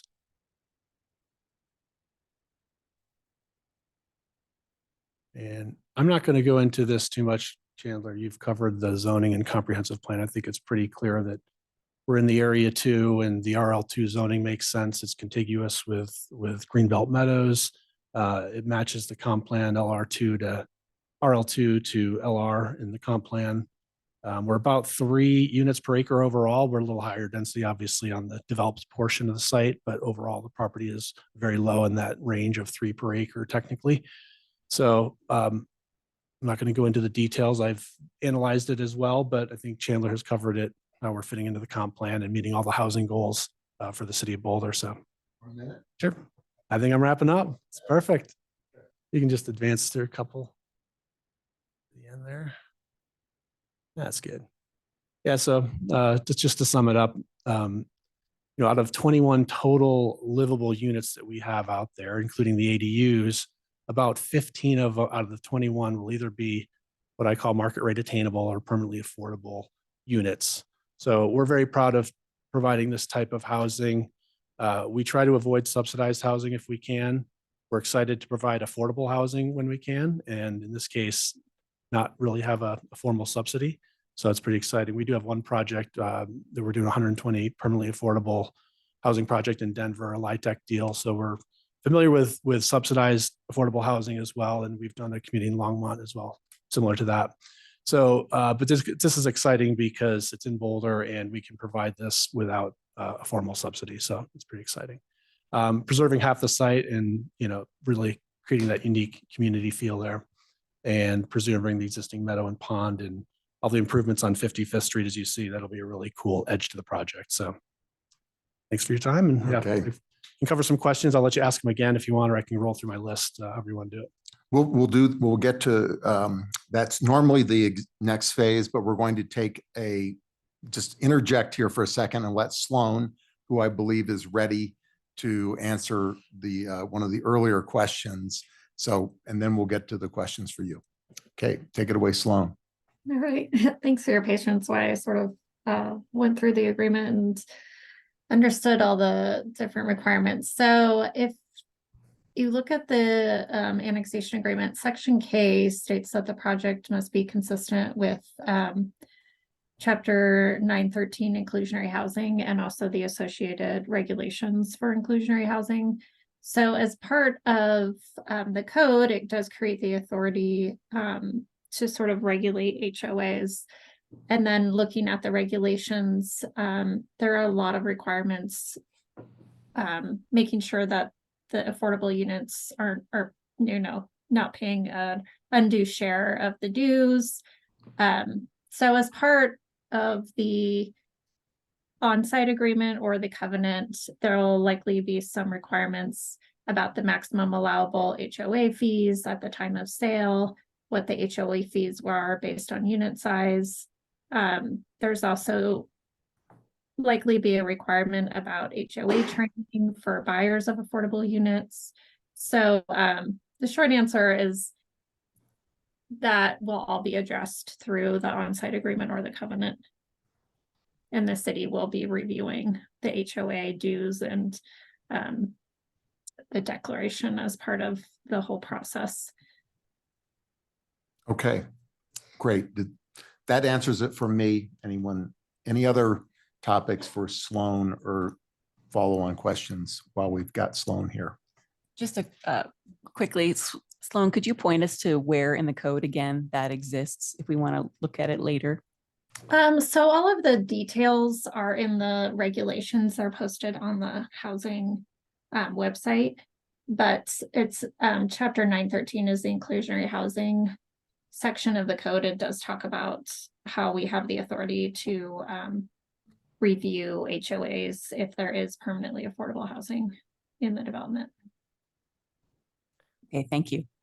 And that section in chapter 913 is section 913.12I. 913.12I. Thank you, Hilla, also. Yeah, and I'll interject also that we did work through that with Michelle Allen in the housing department very early on, and we have looked at, first of all, we really appreciate that the city is concerned about that and looking to have a lot of this as public right away. So we didn't have to include the access lane and the streets as private, which helped out a lot. So we went through and highlighted in the minimal areas of landscaping and driveways that would be HOA maintained, and they are very minimal. The problem is it's only 15 homes, and just to even have a management company, to hire a management company to have an HOA period, there's a certain cost to that. But we analyzed it, we're comfortable with it, and we've designed this community as much as we can with native plant materials and not much irrigation or as little as possible, to keep those dues at the most reasonable level that we can. And we agreed to prorate them to the affordable based on lot size, I think is what we came up with. So lot size or unit size, I can't remember, but it came out to be about 2/3, 1/3 HOA fees for the affordables versus the market rate homes. Okay, great. Kurt? Yeah, just a quick follow-up. I assume that HOA agreements can be amended by a vote of the HOA. Is that correct? I've never had an HOA. Thank God. Yeah, that's true. I think what Sloan was talking about are requirements that would be incorporated into an agreement with the city and then recorded against the property. So even if the HOA declaration was amended, it would still have to comply with the requirements of the city. Great. Thank you. Okay, any other housing and affordability questions? Again, we're going to let Sloan go soon. Okay, okay. Thanks. Okay, all right. We can move on to other questions for the applicant. Who would like to go first? Okay, ML?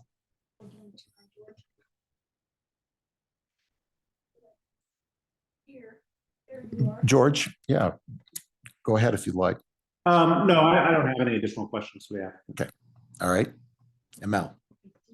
Thank you. Thank you so much. I have got 3 questions. Close to you. Oops. There you go. I'm not over there. Okay, I've got 3 questions. And one kind of came up as you were talking about the demographic that you aim your product to. So it sounded like it was, as you said, I don't think you used the word empty nester, but people who are they're not families. So this is asking for 2 and 3 bedroom units. How does that fit into your demographics that you described at the beginning of the presentation? Yeah, we don't, it could appeal to small families, but generally it's singles and couples. Mhm. And even if there's a 3rd bedroom, maybe there's one child that lives there, but that's really the most that we've seen with this type of product. Generally not a family type home. More of it, we call them downsizers and downshifters. Yeah, I knew there was some specific language. Simplify their size of their home and their lifestyle. Okay, thank you. This next question I have is, I kind of got mixed messages about the pond and the open space. That is not open to the public. That's strictly for this community. Is that correct? Good question. I believe this would be private open space. I'm not quite sure about that, though. We were not granting any public access easement over it, so I think it would be considered private open space. Okay. And last question, and this goes to the BVCP idea that neighborhoods should be unique, et cetera, et cetera. And one of the things that has come up, obviously, even with the name, the Peacocks are a unique element of the project. And so you talk about them in the information in many different places. And yet that unique element doesn't have a role in the placemaking. And especially it'll be retained, it's going to be private and part of something that nobody ever sees. Was there any consideration of that as a potential to create a unique neighborhood, as it's 2.09 in the BVCP and other areas that talk about we want to make places that are unique and memorable? Aside from the name of the road, the Peacocks. I will say that we haven't totally gotten to that point of branding and detailed site design, but your point is well taken. We could capitalize on that. I haven't thought through that. What would you be thinking of exactly? Like just actual peacocks, or there will be an area for peacocks, but it will be in the Kent property, and I believe that would be a private. There will probably be a gate there to go back to their driveway, kind of at the end of the public access lane. There'll probably be a gate there. Right. So the question just comes out of, let's not create a generic situation if we've got something unique. So that's what I was questioning. But I get I'm it. not We're quite there yet, but I'll keep that in consideration. Thank you. Those are my questions. Kurt? Thanks for coming to present to us. I have a few questions. The first is about the access drive on the south, and maybe this is more a question for Mr. Kent. It sounded like it was important that they have a private or semi-private access there, but then it ends up getting shared with the loop, is my understanding. Yep. But that, it sounds like that is a design priority for you to have that separate and more or less private drive on that south side. Yeah, I mean, it is a public lane along the south up until kind of the midpoint of the property there. And then there'll be a gate and then a gravel drive or a concrete drive. I'm not sure how they're going to improve that, but to go up to the Kents. But it'll be a public up to that point. And I think that was city driven to have that public access there. That was their desire to have that public as well. That's secondary access. But in the renderings, it's not shown paved, at least like a standard city street with asphalt. It looks like it's concrete. It looks more like a driveway. It was that. Yeah, the curb cut there. Right, that whole forward section out towards 55th. Right. I'm not quite sure how that would be. Would that be a V-pan, kind of like an alley or crowned? I'd have to defer to our civil engineer how that, if that would be asphalt or concrete, and would it be convex or concave, to look like a street versus an alley? I don't know if I know the answer to that one, if that's important to you. Well, I guess really my question is, would that be regularly used by people coming in? If you're coming in from the south side, that's the first entrance you get to. Yeah, they could. And, okay. Yeah. We don't think that would be the main entry, except for those three houses in the Kents. Most likely you would pull into the main entry, but it's such a small volume. I don't know if it would matter if the other three homes back there, pulled in, but I don't see why they would. It would be a shorter distance to use the main entry. And it'll be a more comfortable turning movement and not going past the garage. I don't know. For me, it just seems like intuitively people would go use the main entrance unless that was your home on the south there, those three houses. Yeah. Okay, so then it sounded like you wanted, or maybe the city wanted you to have that main access across from that very large property. Yeah. The access for the very large property. on Yeah, the we west. worked on, we originally came in with 2 access points on the north and the south end of the property and a U that came in. We just came in very conceptually and worked that out with transportation. They didn't like that. We kind of pushed back, but it was broader than that. So we came up with a better community design as a result of moving it to the center. And that's kind of why you see those little 2 clusters is how we kind of devised it. That kind of drove us into that kind of configuration there, having that central access point. But yes, that was a mandate from the transportation department, and then we kind of creatively worked around that. Okay, well, I'll follow up with them about that. In terms of the parking, so I believe you have 47 parking spaces shown on the plan, assuming that the single family houses have 2 car garages, but it's possible that some of them or all of them have 3 car garages. Correct. Which could put it up to 53. So that's more than 3 parking spaces per dwelling unit, which is quite a bit. But it's also, there's only 6, I think, that are sort of shared. Maybe in public. 11 shared. Oh, 11 shared. Yeah. Okay. But did you look at the possibility of having more that was shared to allow for, so 2 people have parties at the same time and a bunch of people drive, or Yeah, I mean, one person. I was wants to- told that there's a delicate balance in Boulder with parking and to find just the right amount you need, but not too much. I thought a few more spots would be nice, but I was told that was adequate. And I think having 2 car garages on each home and basically it's almost 1 per house. I think that's sufficient. If I generally go to a half per 1 space per unit is adequate. If you have 1 guest space per unit, I think that's totally fine for this type of product. even go down as low as a half is, but that's kind of pushing it, I think. So this is kind of right in between. It's probably like 0.8 per unit. So you're right. I mean, there could be times where somebody has a mega party or something in their smaller house or one of the bigger houses, but I don't know.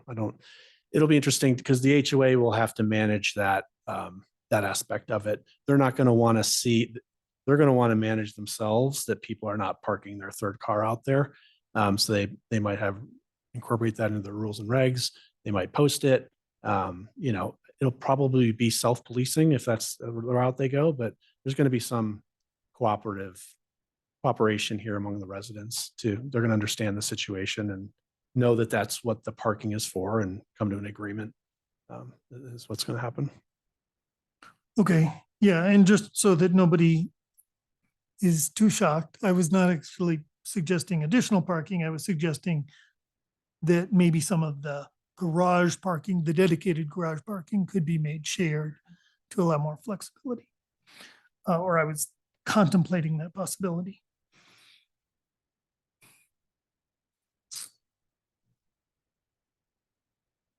I think that's it. Okay. All right. I have no questions. Oh, you have, okay.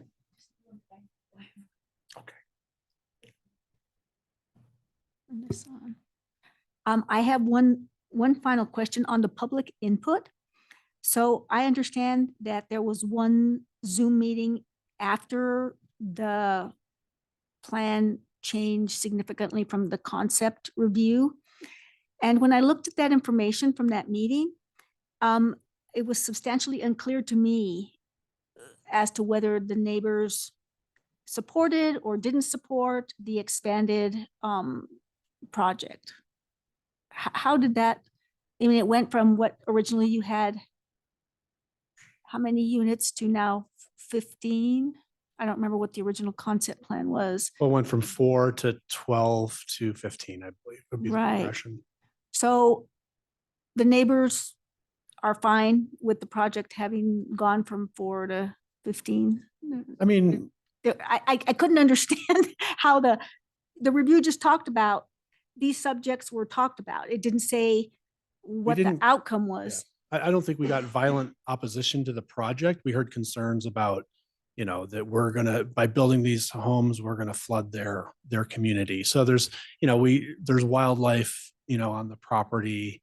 Mainly stuff like those were the concerns, more than anything is what I recall. If you gave some people the choice, they'd probably say, yes, we prefer not to have any houses here. I think that would, the people who are on the call, are generally not for the project. That's the way it typically goes. So I wouldn't say there was overwhelming support to have this project happen based on that neighborhood meeting. I think if you expand out to the broader community, you'll find a lot of support for this type of housing in this community. So, that's just the nature of neighborhood meetings. You hear the concerns and we try to address them if we can. Here, a lot of times we can adapt and change things during this process. And if we can, we do. Otherwise, we listen, we hear, and we, mitigate any concerns that we can. So those were really the main concerns, was about the kind of the flooding, the groundwater, making sure we didn't have basements, that we weren't going to push the water into their sites, so, but we're not proposing any basements on this project. And the wildlife that exists in those two outlots? Is that pretty much primarily in the pond area and that area in there that was concern about? Because the rest of the land was pretty much, didn't have much vegetation on it. I can't imagine. Is that correct? So that area isn't really changing that much. The area around the Kent's property? Right. That's got the, that's got the more natural. Yeah, I don't think environment. anything's changing on there other than they're going to demolish and build a new house. Right. Yeah, sure. Right. Yeah, the wildlife primarily comes up through the Gebhardt open space from South Boulder Creek, which would then come to be where our house is, the pond in that area. Right. And even next door on the open space to the north, there's a bunch of trees. None of that's going to be disturbed. So Right. we're going to have the wildlife, and that's kind of what I like. That doesn't change at all. Okay. And then plus then with the houses on the front of the property, that wildlife will still come up and we'll go through open space on the north. And my neighbor to the west, that 5.5 acres, I mean, we've seen all kinds of wildlife. We've had deer, we've had bear, bobcat, all kinds of wildlife this year. So none of that changes at all. Okay. Thank you so much. Laura? That's my question.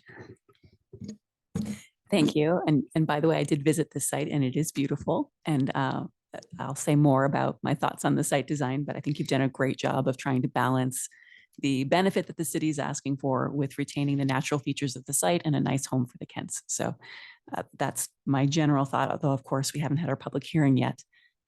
My last question, I might be confused, but I thought you said that that pond would remain the Kents' ownership. But I think on the site plan, it is shown as shared open space that counts towards the open space requirement for the property. So who owns Outlot B that is the pond? Yeah, that will be owned by the Kents, that just the area exactly of the pond. And the reason we did that was, well, the Kents they wanted to keep ownership and control and maintenance of the pond in case it needs to be cleaned out and taken care of.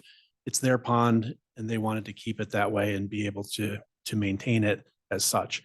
So the concern was the liability if somebody were to slip in the water. So we wanted to put a fence around there, and we just put an open rail fence so that people can't actually go in the water, and to restrict them from going into the water, but they can sit next to it and enjoy it, the view of it, but not actually go in it. And so that's kind of, we worked through with city staff and Joe and thought that that's the best solution, is to, not have people be able to go into it. Not much benefit there. Risk reward, I'd say keep them out of it. That makes sense. Chandler, is that consistent with your calculations of the open space and the open space requirements that pond is still, pardon me, the Kent's ownership? Yeah, I mean, it's an outlot, but it would be an outlot under their ownership. What does that mean? It's an outlot, but it's an outlot under the Kent's ownership. Like, is that counting towards the open space requirement for the new houses, but they don't own it?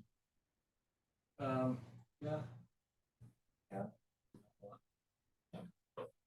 So I look at it this way, you could, Was not aware of the Kent ownership thing and not weighed heavily in our analysis. Like, I assume that both outlaws would be owned by the HOA, but I don't know why it can't be owned by the Kents.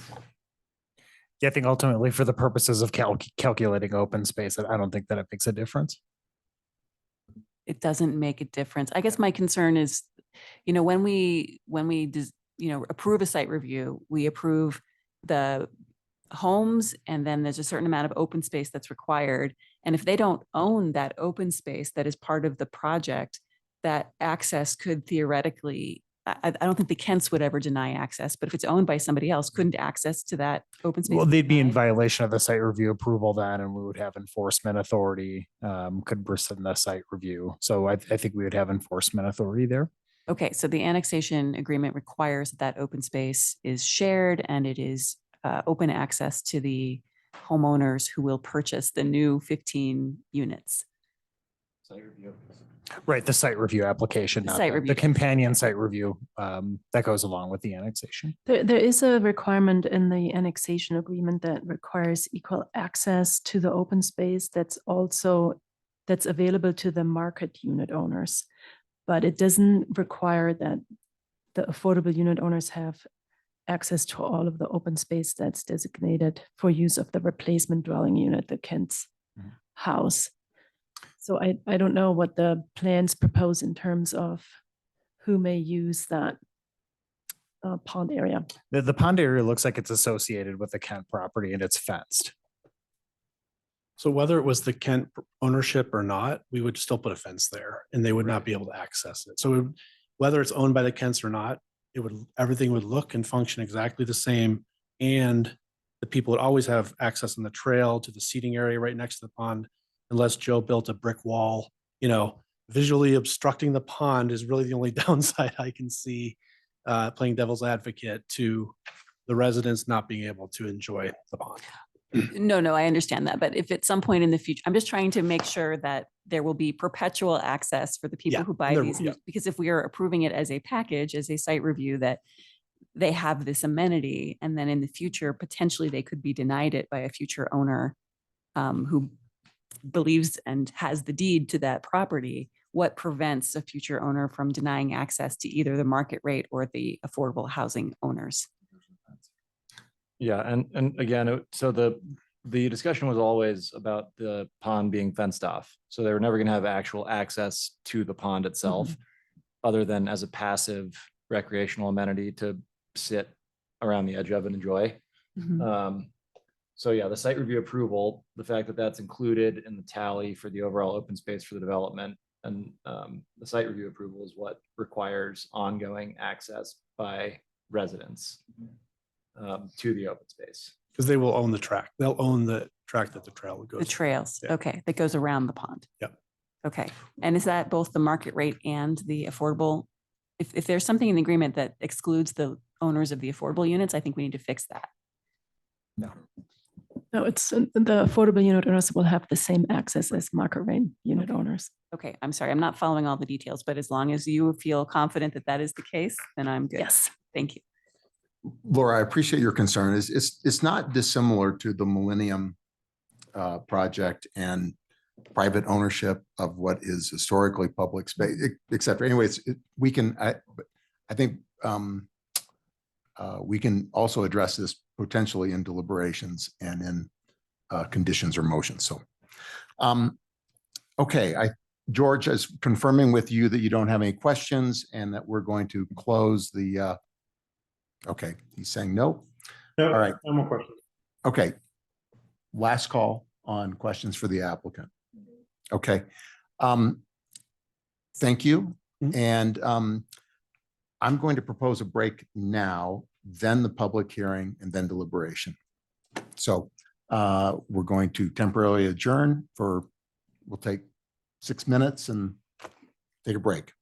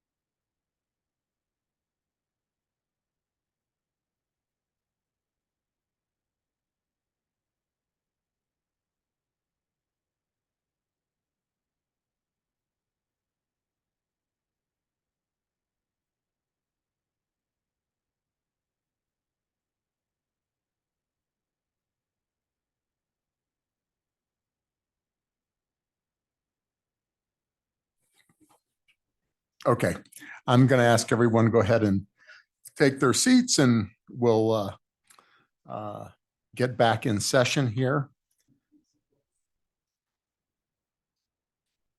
And we will now go to our public participation. And do we have people? We're going to start with in-person first and then go to online. So has anyone signed up to speak? Okay. Okay. All right. Is there anyone online that wishes to speak? Raise your hand using your tool. Okay, I see one. Yep, we just have one so far. So Lynn Siegel, why don't you go ahead and in the meantime, we'll see if others raise their hand. You have 3 minutes, Lynn. Please go ahead. Let's go back in time. 3 years. I remember this case coming up. How dare the city of Boulder? How dare they intimidate people who want some friggin' water and force them to have more development and more density as a result?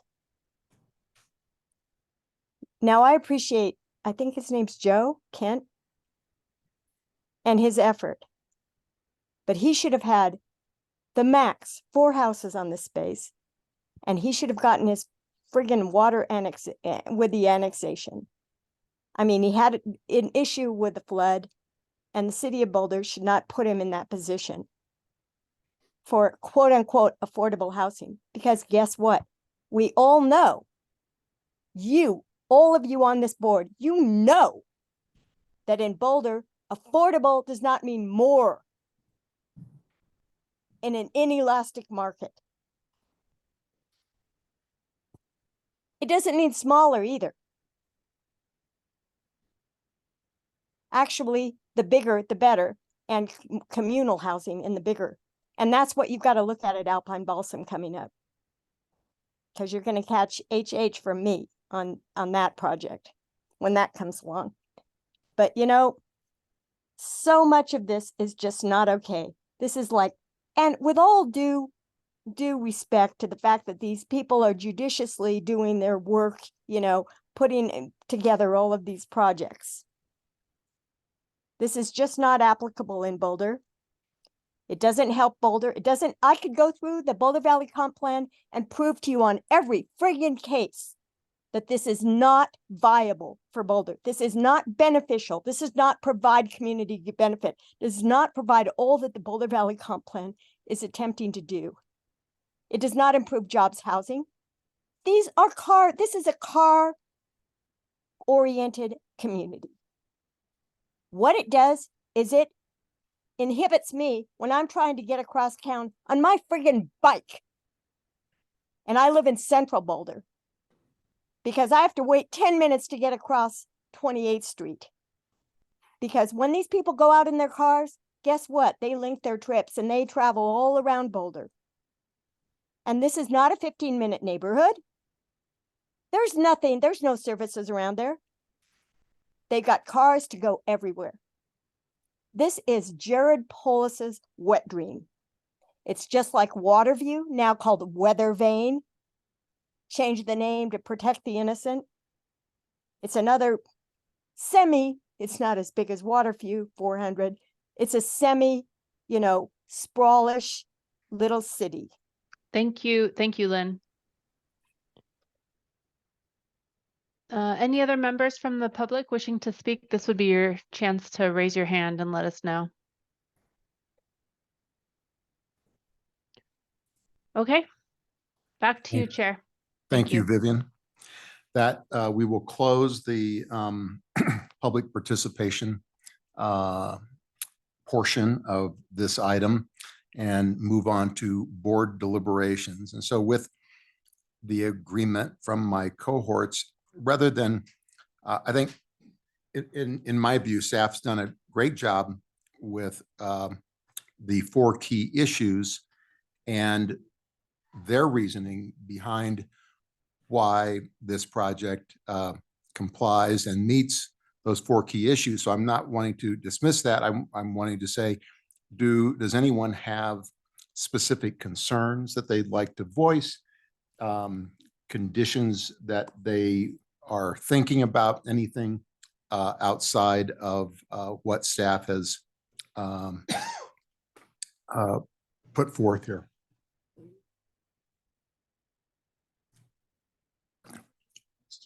Well, okay, I mean, so the alternative is to go through board member by member, question by question, and go through those. What I'm asking for is it all right if we do that in the negative, meaning do you believe that, or do you have concerns that haven't been addressed by staff that you'd like to discuss? Okay, go ahead.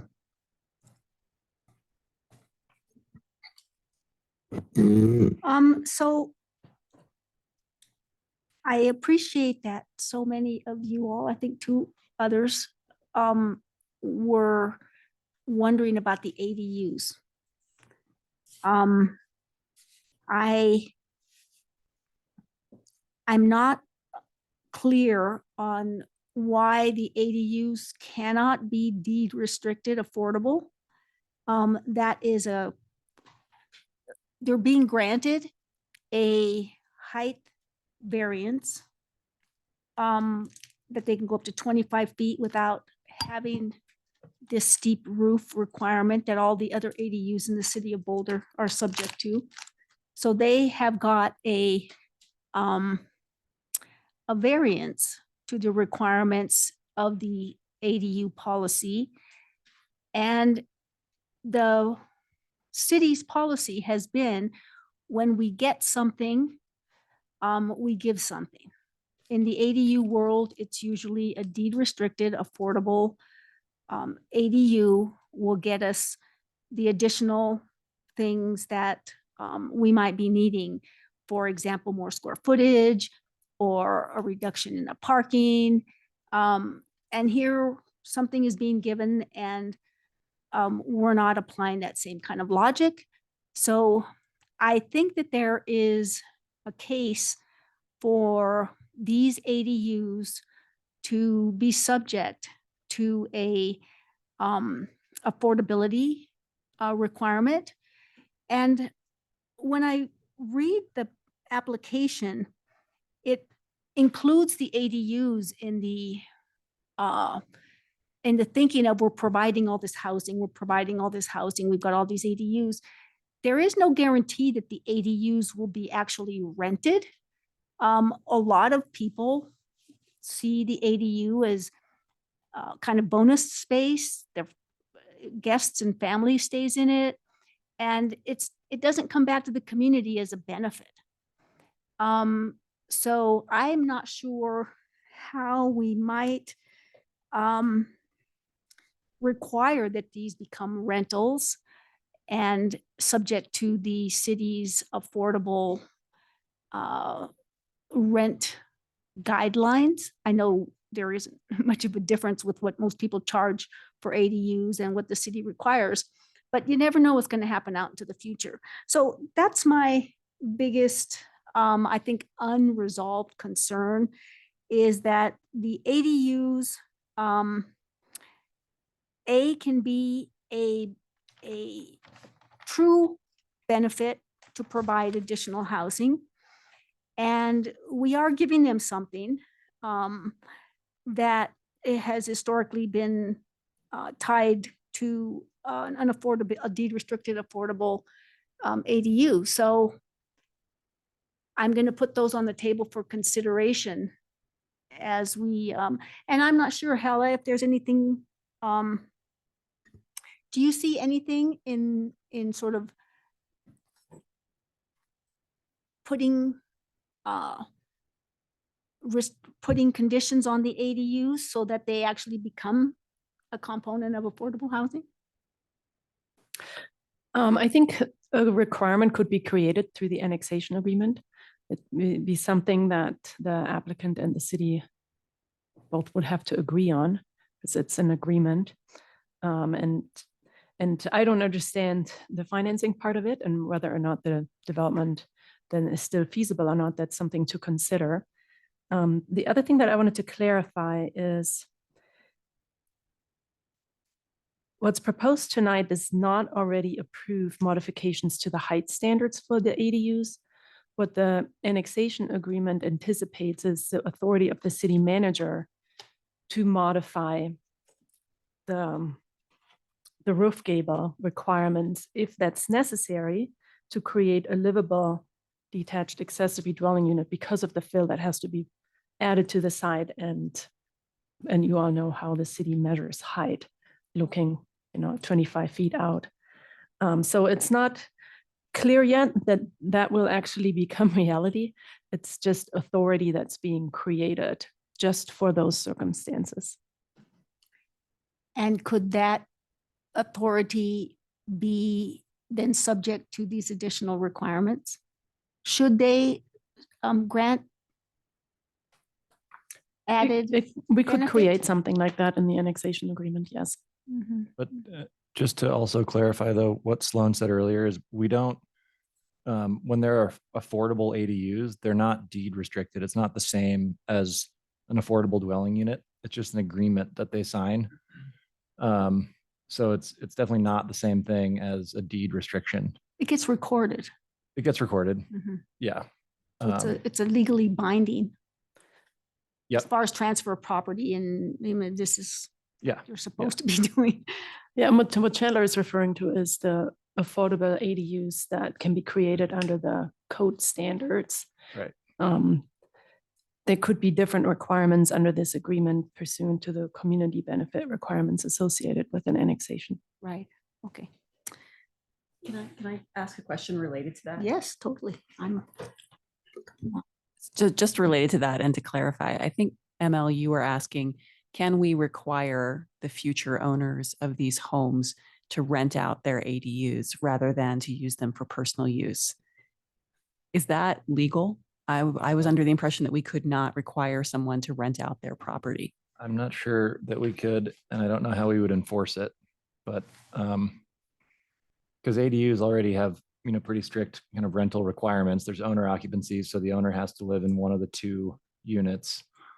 And they're not subject to short-term rentals. So I guess my question would just be, what would happen if they couldn't find a tenant? Then would they be in violation of their annexation agreement?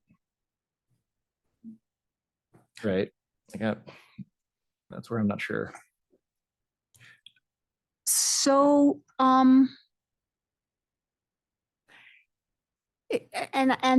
this kind of bubbled up to the top of my thinking because the ADUs show up again and again in the both the staff and the applicants. We're creating housing. So, well, just because you got an ADU doesn't mean you're creating housing. My experience has been that a lot of people don't rent out their ADUs and they're not creating housing.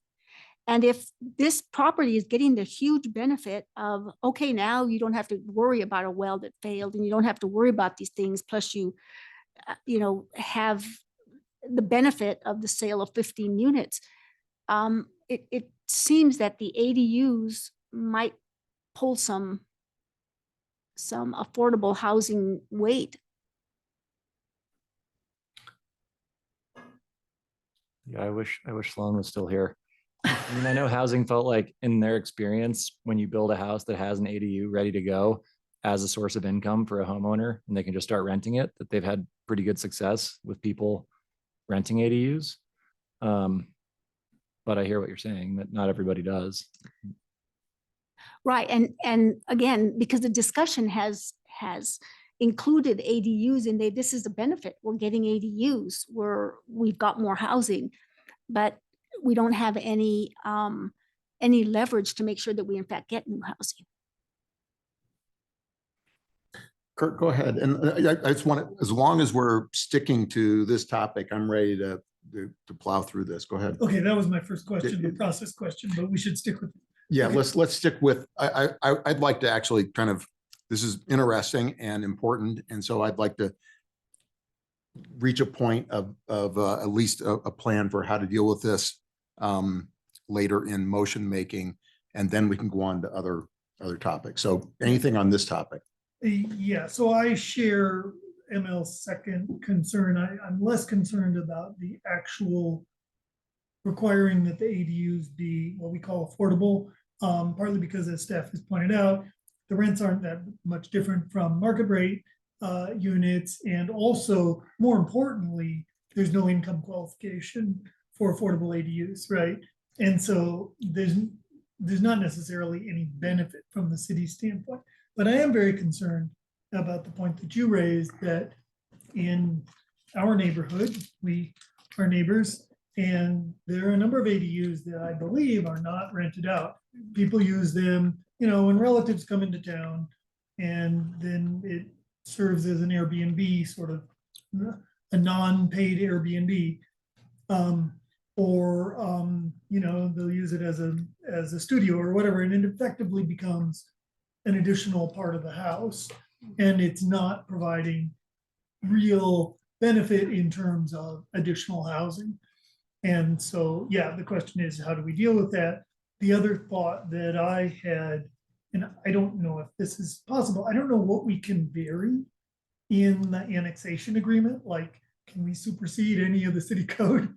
But I know that separate conveyance of ADUs is prohibited under the city code, but could we even require that these be condoized so that it's separate ownership, in which case it's much more likely to be separately, they have a separate person or separate family unit, dwelling unit. Oh, I didn't have my. Oh. George has his microphone on, sorry. You carried just fine, I think, so. Okay, George. Yeah, on the topic of ADUs, I feel like we've covered this like 7 times in planning board already. An ADU, by its nature, whether we like it or not, is the purview of the homeowner as to what they do with it, whether they rent it or not. And we could argue whether or not they should be affordable if they're rented. But we have all the mechanisms in place today to do that. I think where we're getting confused is we're talking about, it sounds like Kurt may not want an ADU, he wants a micro unit there that's separate, which is not an ADU, which is a separate dwelling unit, not appended to part of another dwelling unit. So I'm confused. I feel like we're going down a rabbit hole that we've been like multiple times. What are we trying to achieve here? I'll weigh in. I'm sorry. Yeah, sorry. Just an ADU is, we already have the definition of an ADU. We have the definition of an affordable ADU. So are we talking about asking the developer to make these affordable ADUs, in which case there's a restriction put on the property that if it's rented, we have all the mechanisms already in place in Boulder. If it's rented, it would be under this affordable mandate, which I think we can do. Or we just leave it as a normal ADU. If we go down the rabbit hole of creating a condominiumized separate micro dwelling, then we're just adding dwellings to the property, which is something we can do, but it's different than an ADU. It seems like we're pretty far away from doing that. So I'd like to kind of focus our discussion and try to move us forward. I'm going to concur with George on this, and I'd like some clarification from staff on 2 points. We have, my understanding is we have pretty big flexibility in annexation in terms of how things might be conditioned. But we're doing a site review and an annexation all in one piece tonight. And help me understand, there are restrictions. for instance, we're doing a site review. The planning board can't kind of ad hoc just say, we want more affordability, more affordable units than what the calculator says, or we want more cash in lieu than what the calculator specifies. So by discussing, requiring some additional affordability, are we doing this under annexation where we might not be crossing a line, or are we doing this under site review where in fact we are proscribed in that we really can't do that, that our affordable housing code is our affordable housing code, and that's that. So help me understand, are we debating something that we really shouldn't be debating, and we're not going to resolve it because it would be a violation of our code? Yeah, that's a great question. It's two different review processes, and the site review that you are very familiar with is quasi-judicial, and you are bound by the criteria that apply. In an annexation, we consider a legislative action because the city does not have to annex this property. So an annexation agreement is part of that, and that is negotiated with the property owner in terms of what additional requirements might apply to a property, and the comp plan guides that by requiring if there's additional development potential, that community benefit has to be provided. And yeah, I think what you're talking about would be requiring additional community benefit to what staff has negotiated. So i.e. that would be prohibited because it's additional community benefit beyond. No, it's not prohibited. It's not prohibited, yeah, but the applicant would also have to agree to it because they ultimately would have to sign the agreement that imposes those requirements. And tonight, under the more flexible legislative review process that we are working with, we would draft it would be part of our recommendation to council, because we are not actually approving the annexation. We are making a recommendation to council to approve, deny, condition, modify. That's So, okay. So I bringing this back around, and in light of what George had to say and your concerns,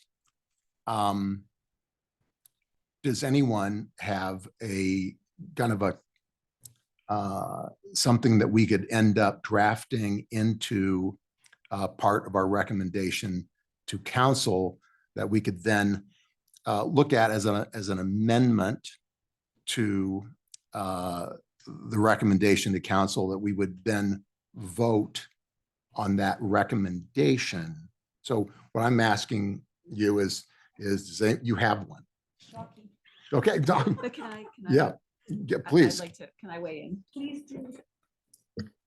I just want to say that while I very much appreciate the impetus to have more affordable housing and try to get that whenever we can, I'm probably not going to vote for that as part of this annexation and site review. And I'll tell you why. One is that if we require the ADUs to be affordable, that is a disincentive for the homeowners to actually rent out those ADUs if they can make less money, and it's more burdensome on them to have to follow the program. And as Kurt pointed out, there's no income qualification for who can rent an affordable ADU. So you might just be giving a break to your son-in-law or something like that. So that to me is not a good enough reason. We're not getting enough benefit out of it to worry about it, to me. And then this idea of, can we require people to rent the ADUs and not use them for personal use? Again, I understand the impetus behind that, but we don't currently have a city program to monitor that, to enforce that. So we would tonight be creating something entirely new that then binds the city to do something they've never done before, which is to monitor and enforce this annexation agreement, causing people to have to rent out their ADUs. So I think that if that is something that we are concerned about citywide, is people using ADUs for personal use and not renting them out. I think that that was considered when the ADU program was created, and it was decided that that was not really enforceable. And I would be hesitant to try to enforce that on just this one little tiny development. I don't feel like that's something that I want to be in the business of doing tonight. I also feel like Michelle Allen and Sloan worked very carefully with the developer and the homeowner to try to put together a whole package of what is the community benefit, including the deed restricted units, the smaller sized market rate units, and the creation of these ADUs all as one big package. And if we try to go above and beyond that, we may be changing the calculation of whether this project works at all, right? And again, that's not something I'm inclined to do kind of spur of the moment in a site review stage. I feel like that would have been more appropriate to broach maybe in concept review. We're kind of too far down the road for that for me. So I'm unlikely to vote for putting a restriction on these ADUs to make them either affordable or to somehow try to require the homeowner to rent them out. I love this development. I think that it is providing a good community benefit. When I first saw it, I thought it would be nice if there were more units, right? Because the density is only 3 per acre rather than 6. But given the site constraints with the wetlands and the wildlife and the Kents wanting to have some private property, we are not requiring them. You know, they have a 5.5 acre site. They have a beautiful site there. And so I'm grateful for what they are providing to the community, and I'm not feeling like they haven't done enough, right? Or that we need to somehow extract more from them. And I also want to honor what happened in the previous concept review where, 16 units was kind of the upper bound of what was imagined could be built on the site at that concept review. So for me, this all adds up to, I'm not inclined to add additional burdens at this stage, at this time. And I think if we're concerned about this, we should think about it as part of a citywide program, not just for this one property. So those are my thoughts. And so given that I'm unlikely to vote for it, and I think George has expressed that he's unlikely to vote for it, I don't think that we would have the votes to pass that amendment tonight. George, you're okay. You just took your hand down. Did you? Oh, yeah, no, sorry, I took my hand down. I concur with Laura. Okay. Kurt? Just quickly, I understand that there's not support for this, but my goal here is not additional benefit. It's getting the benefit that was assumed when this was negotiated. Because I asked staff specifically, did you consider the ADUs rented out as part of the affordable housing? And they said yes. And so that the assumption that they were rented out went into that calculation. And I just want to make sure that we got it. I'll leave it at that. And I'm going to speak for just a second, and then we can come back to you, ML. And I concur with Laura, and I would not be a vote for this amendment, even though we don't know exactly what it is yet. But in principle, and I also I asked the original question of are these required to be rented and so forth, and we can't do that. I think that ADUs, I don't think it's correct to say that if it's not rented, it's not providing community benefit. If it's used for, we have other names for ADUs, granny flats. So if my mother lives there and I don't rent it to her, but I provide that's housing for her, that's multi-generational housing. So it doesn't have to be an unknown person on the street. It might be your mother, your mother-in-law, your father-in-law, whomever. It might be a child, with a single parent with a child that wants some privacy, but the grandparents take care of that kid, and that provides benefit. And it's not a quote rental. It's family, and so and if it's used as a home office and people don't have to drive in from the surrounding L towns or whatever, then we get a little bit of community benefit from the whole idea of home officing and reduced transportation and carbon. So anyway, and I concur that it's a particularly complex subject to try to address in this particular annexation/site review. But your turn, ML. Thank you. had the application not refer to ADUs as continuously and often as they did as part of the housing solution, I think that I would not be inclined to consider them as part of the housing solution. So you guys put the thought in my head, right? It's like, hey, ADUs are going to be part of this housing solution. So I am not as interested in that, okay, it needs to be deed restricted, affordable, et cetera, just because that, I think that is not providing any really significant change to what people would do with or without that. What I would propose would be in the annexation agreement in covenant number 15F, which talks about accessory dwelling unit requirement, that a sentence be added before the final sentence that simply states ADUs shall be established for housing. And that, I think, begins to put some intention to the language that was used throughout the application, that we want ADUs to be here because we want the housing. Well, let's just sort of formalize that and say, okay, the ADUs are housing. So that would be the simple proposal that I would make, because I think we see, again, the annexation is a huge, the owners are winning. You know, there's a huge benefit that is being gained by becoming a member of the city of Boulder and getting all the benefits that the city will provide in addition to water. And our crisis is in housing. And ADUs can be a very significant, they can play a role, but not if we dismiss that role. So that is, I didn't put it in the form of a motion, but I can. But I know exactly where it should go. I think it is part of the annexation agreement, and it's in that one that talks about accessory dwelling units. And it just very simply states that they're housing. So I appreciate the simplicity of your thought here. I really do. Would that, in your mind, prohibit all other uses for the ADUs? Are you saying it cannot be a studio, it cannot be an office, it cannot be any of these other things? No, I really appreciate what Hella said, is that these annexation agreements, they're an agreement, they're negotiated. And what I'm interested in putting into that particular covenant is, you have alluded to the fact that they're going to be housing. Let's just say it. Let's just say an ADU shall be established for housing.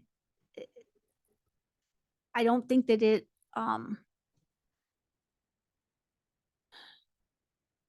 it's kind of putting us in a place to walk our talk. You know, we want housing, and here it is hanging off the tree. So I don't know, Hella, if that is even, can we do something like add something that simple in there, given that this is an agreement that needs to be negotiated? I think George, you're breaking up just a little, but go ahead.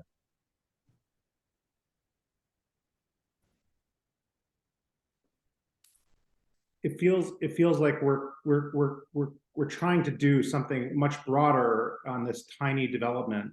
It just, I'm not, I mean, go ahead and make your motion if you want, but I already heard no support for additional things around this. So I suggest, if you have a motion, let's put it forward and move forward.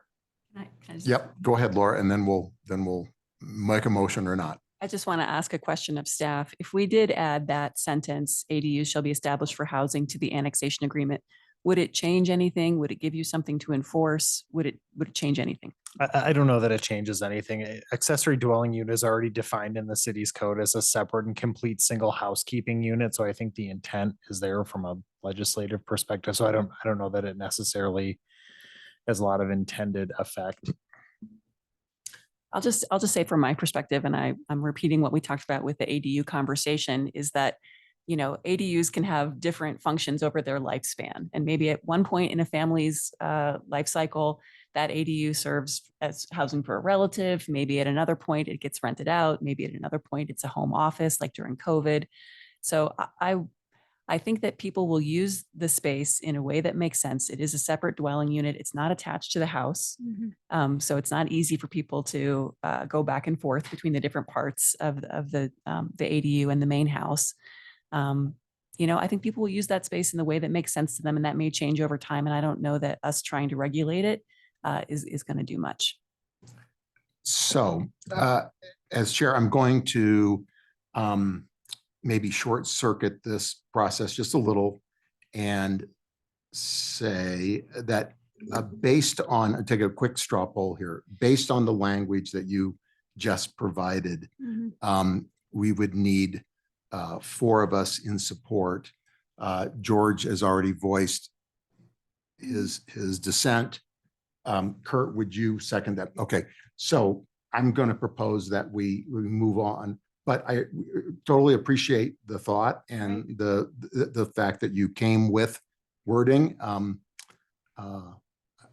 been in this same position a lot, so I'm sympathetic, but anyway, so.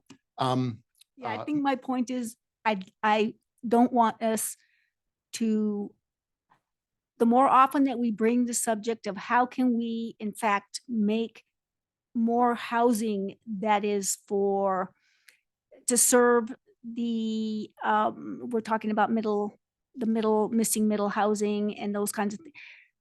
These smaller units have a role to play. And so I'm glad that we had the discussion. I'm going to be riding this little ship throughout my time on planning board, because I think it's an important thing to remember. Don't put ADUs out there as part of the housing solution if they don't, you know, if it's not going to be, in fact, a part of the housing solution. So I will concede that there is no support, but I'm happy for the conversation. Thank you for indulging me. Okay. Okay, Kurt, I believe you had something you wanted to discuss outside of the ADU as far as annexation or conditioning of the annexation or the site review. Or what, well, go ahead. You just tell me what you yes, this would be a site review, a change, I think, under the auspices of the site review, and it would be to reduce the width of the Peacock Place from 30 feet probably to 20 feet, which is consistent with an access lane in the DCS. It's shown as, or it's been indicated that it would not have parking. So we would have, as currently designed, it would be a 30-foot width street with no parking. That's exactly the kind of wide street that the city keeps ending up having to put traffic calming on because people go too fast. In this case, it's only 100 feet long or something. So probably people won't be going too fast, but the wider the street is, the faster people will turn onto it and turn off of it. And it also just ends up being additional paved space, an impermeable space that is not necessary. And one of the goals one of the criteria for annexation is that the amount of land devoted to the street system is minimized.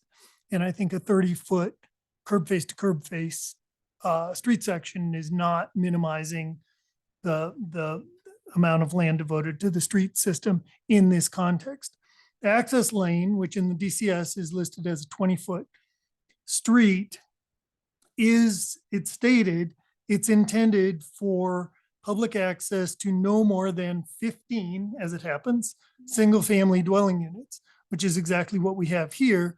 Actually, since 4 of the 16 units, it sounds like, would be accessed from the lane on the south. There's really 12 accessed from from Peacock Place.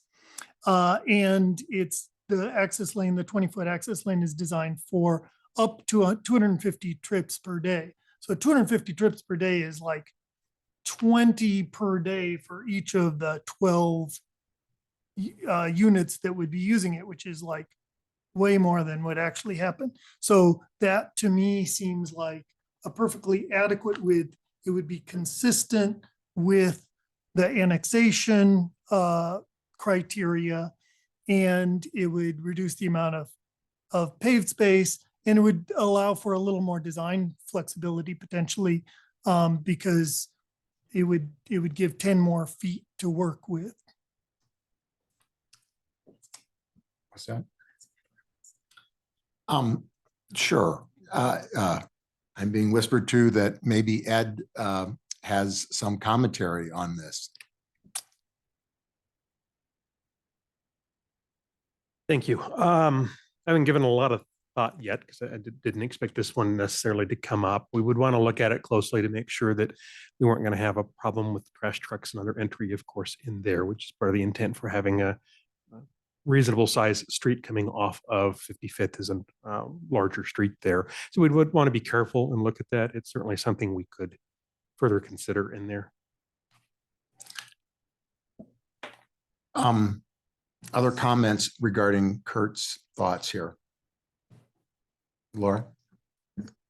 I appreciate the thought, and I think that if staff feels that they could do a little bit more research, I would be totally open to putting in a motion that asks staff to consider, as part of the annexation agreement, reducing that street down to 20 feet if possible. I wouldn't want to make a hard and fast judgment tonight, but we could definitely, I would support asking staff to reevaluate that. George? Yeah, super supportive of it. I think Kurt's idea is a great one, to the extent that there's no other reason why the city engineering would want it.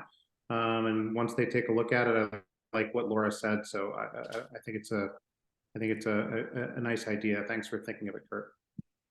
I'm highly supportive of it too. Now, I would suggest that we make that part of our site review, make it binding rather than a recommendation as part of the annexation.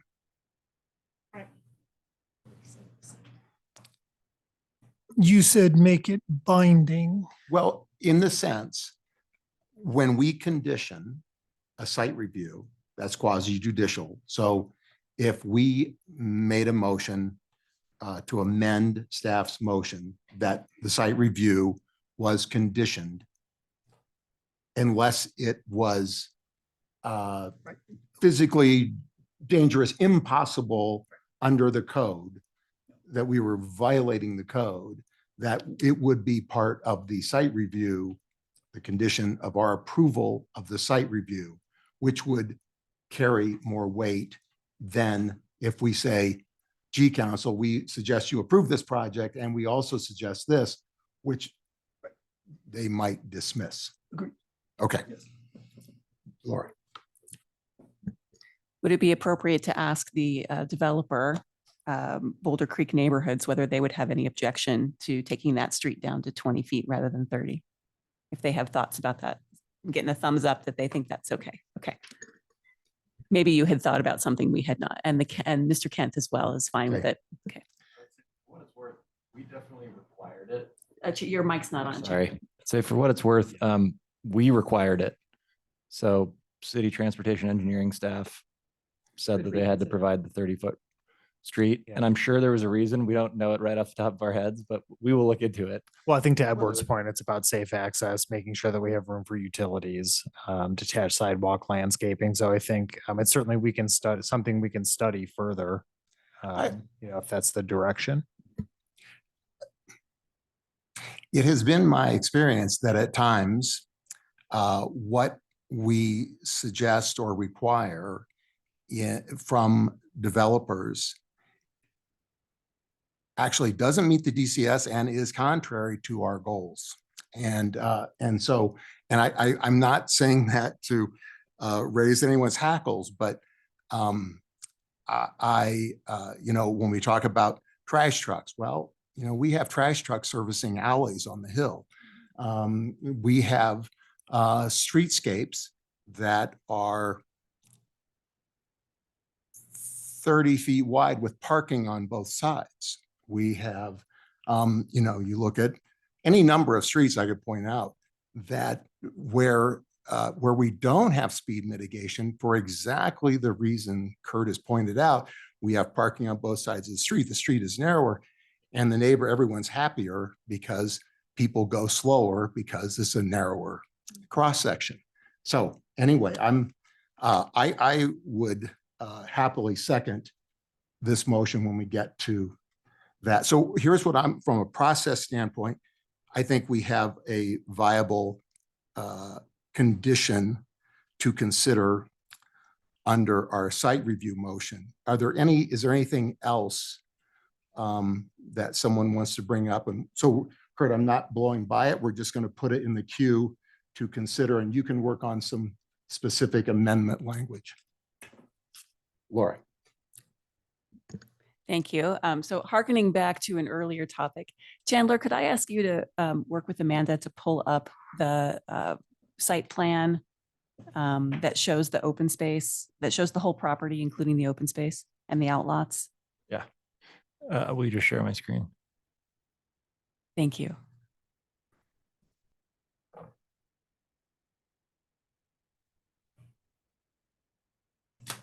I have it pulled up on my screen. I'm not sure why it's. I'm just looking at a PDF.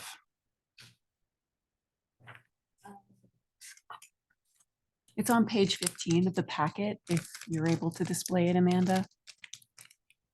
I don't know if that's the same one you're looking at, Chandler, or if there's a Yeah, different. I have the site review submittal open.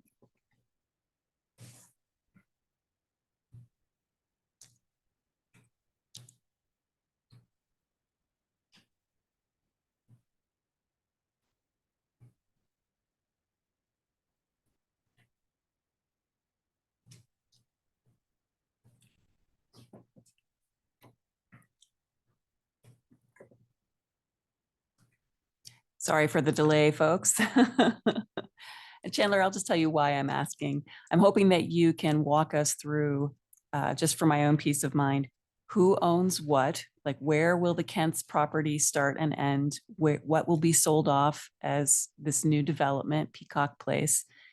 And what exactly is up with that open space in terms of the trails, the trellises, and the access for those homeowners? Who owns that land and what protects the access for those new homeowners?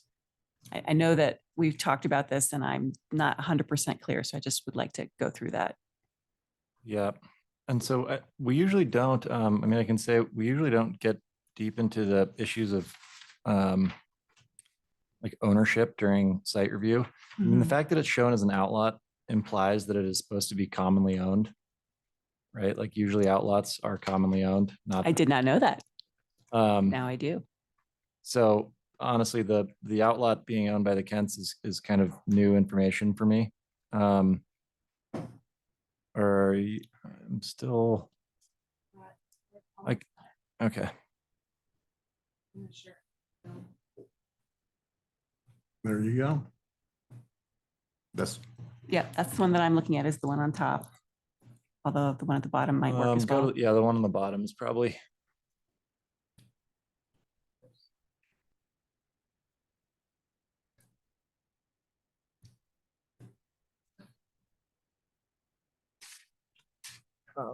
The one below that. There we go.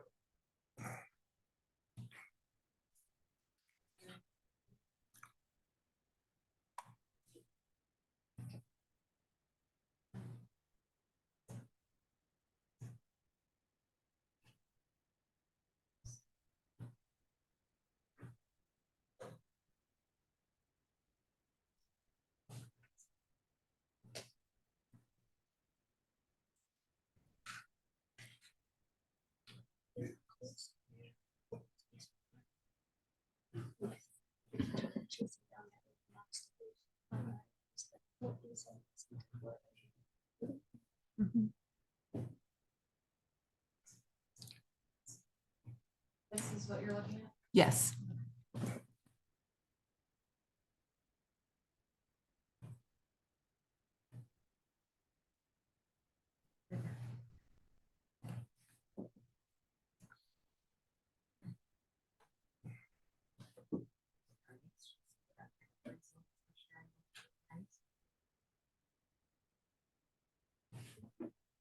It's okay. We've only been at this for a few meetings and the technology is new to all of us. So sorry for the delay, folks. I think this is our third planning board meeting in person since COVID. And so the setup in this room is quite complicated. I am sorry for the delay that this causes.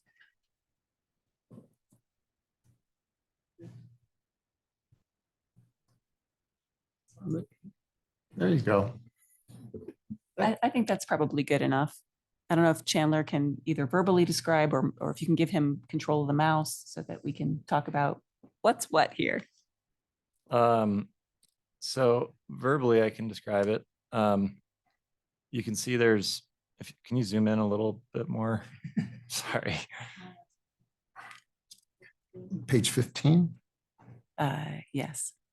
So I think I understand that everything within Peacock Lane and including Peacock Lane, everything to the, what is that? The west of that is going to be the province of the HOA, the new HOA and the individual owners.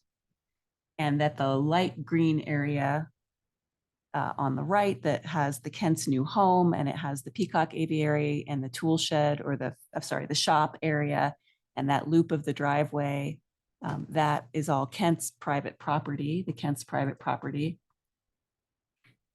That's correct. And this diagram's a little confusing because it focuses on the floodplain Yeah, if issue. you can, do you think you can get the PowerPoint back up? Maybe. Or just scroll. Oh, Scroll down. Yes. Yeah. Okay. There you go. Okay. It's Yep. those two outlots in the You see middle. There's a fence that a thick black line that goes around the long light green parcel with the detention pond and then connects to another thick black line that goes around the pond. Yes. So in the middle, the pond area and then that vertical detention pond area. Yep. So those are both shown as outlots counting towards the common shared open space in the site review. And the area to the east of that or to the right of that is all the Kent's property. Okay. And what I'm now understanding is that there may be a desire for the Kents to maintain ownership of the outlot with the pond on it. And that's not something that we've really discussed or anticipated. So I don't really know how that would work. And I think I heard in the discussion that maybe they don't care about the whole outlot. It's just they want to be able to maintain the pond, right? Have ownership of the pond, maintain the pond, have access to the pond. Maybe that's something that needs to get worked out. But it seems like if that outlot, is that outlot B? If that outlot B is Kent ownership, that feels like that changes the open space calculations for the whole property. especially if it's fenced. That.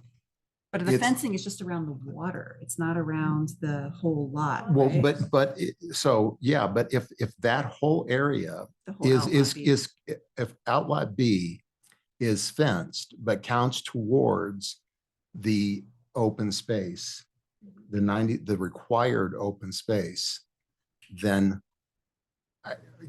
if you're saying, hey, it's yours and it counts towards your open space, but you can't go there.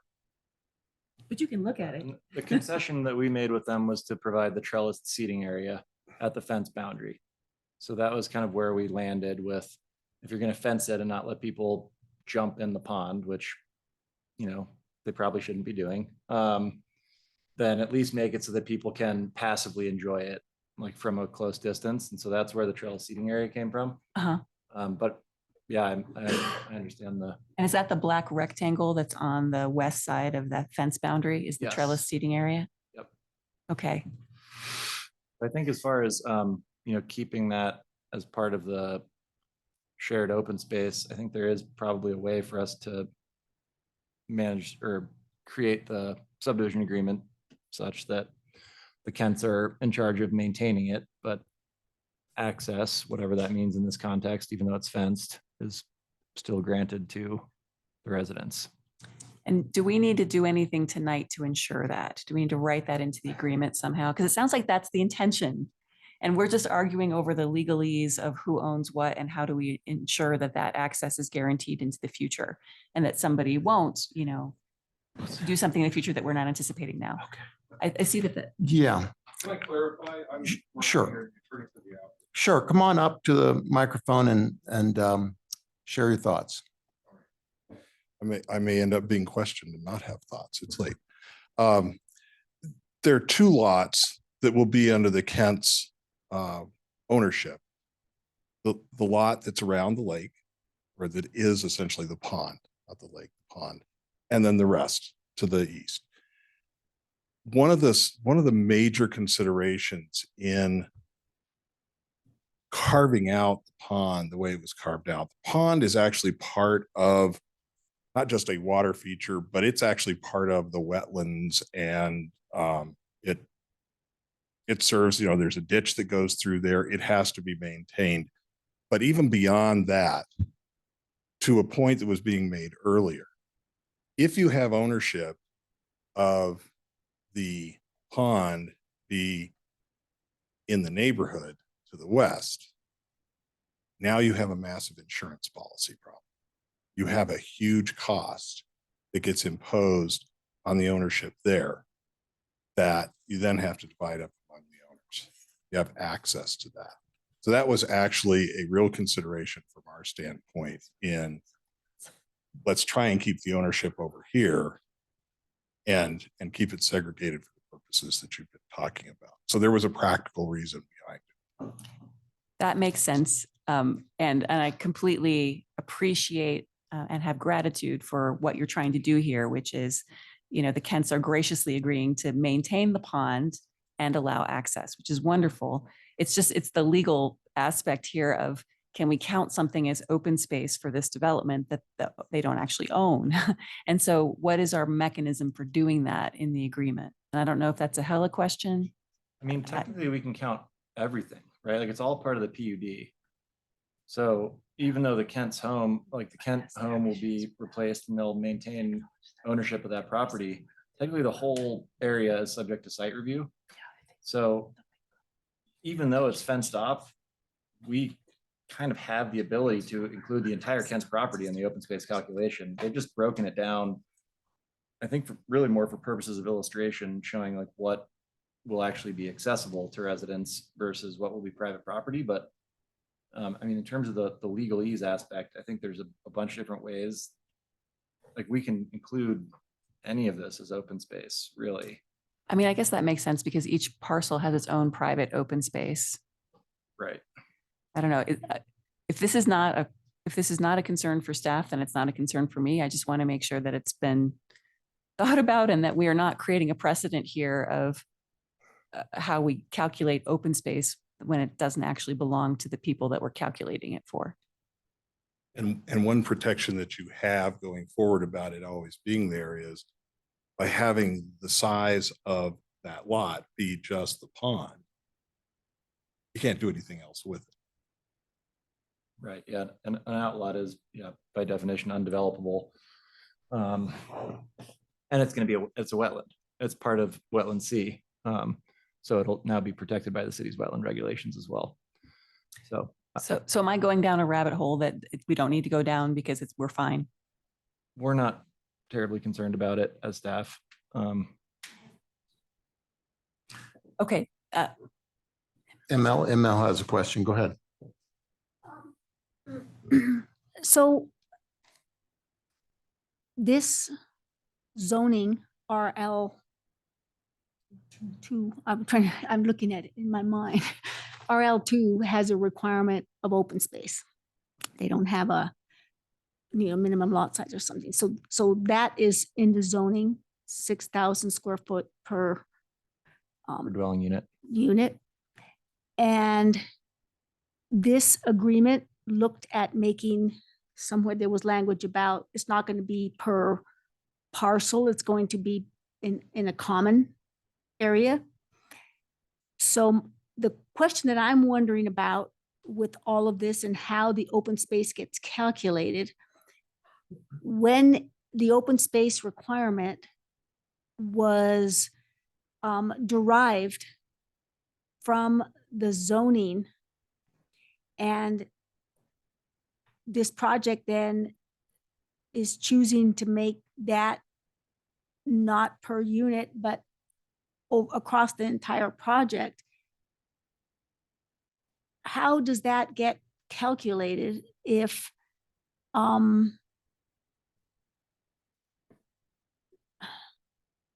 it gets kind of fuzzy when the ownerships, there isn't, how do you, it originally was attached to a unit, right? That's what the zoning point was, is that people need space. And so now we're kind of saying that it can even be the, Kent's backyard, and we can do the whole site. It's like, I'm not following the logic of leaping from a unit and its required open space so that we have livable environments to saying, okay, let's do it community wide. And then some of it isn't accessible or isn't part, it's confusing on that level to me, just because it's part of the zoning requirement. Yeah, this is a function of the site review. And as you know, sometimes standards can be modified in the site review process because you also apply the discretionary review criteria. So one of the things that can be done in site review is that the open space be averaged across the entire development. And overall, there has to be the required amount of open space, but it doesn't have to be 6,000 on the lot that a unit is on. And then the site review criteria add requirements that allow you to look at a development to determine whether the open space needs of the people in the development are being met. And you can look at the different parts of the development.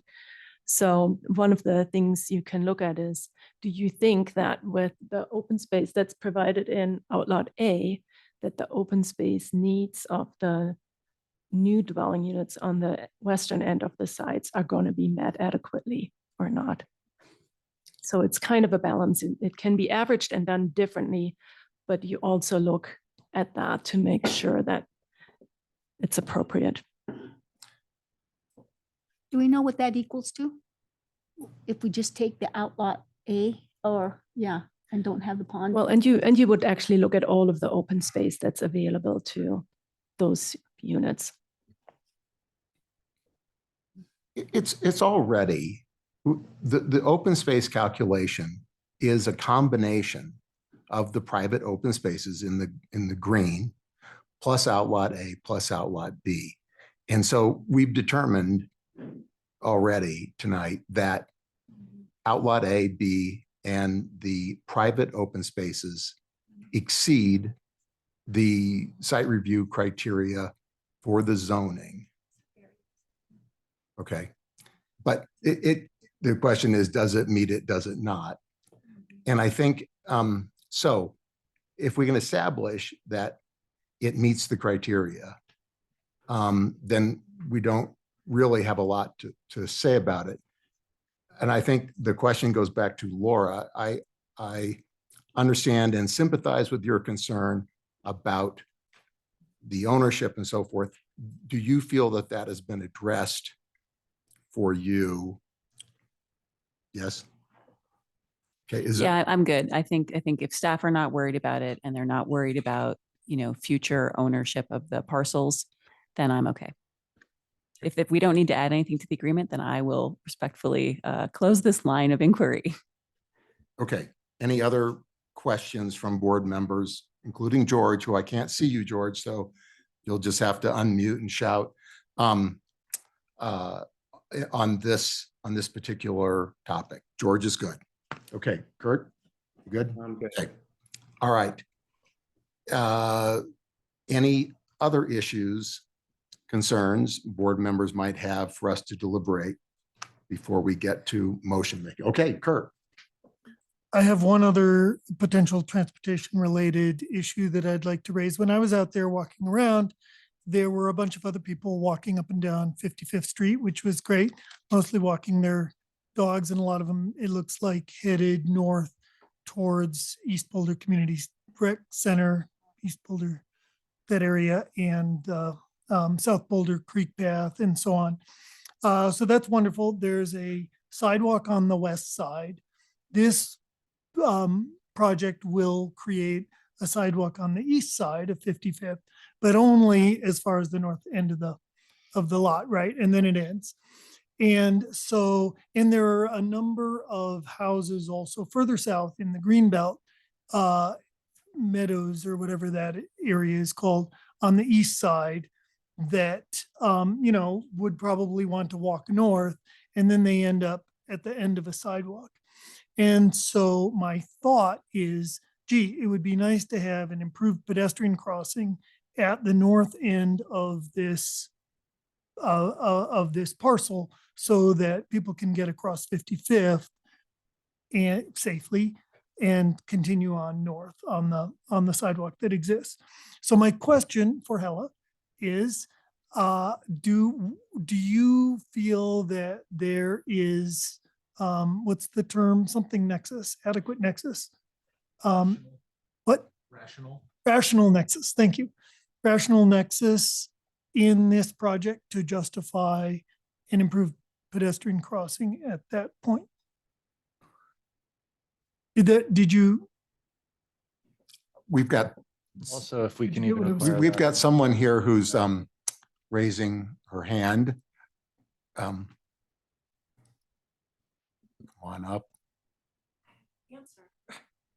Nancy Blackwood. I'm working with the applicant, and I've been involved in this project for as long as we've been working. It's been 5 years, 4 years.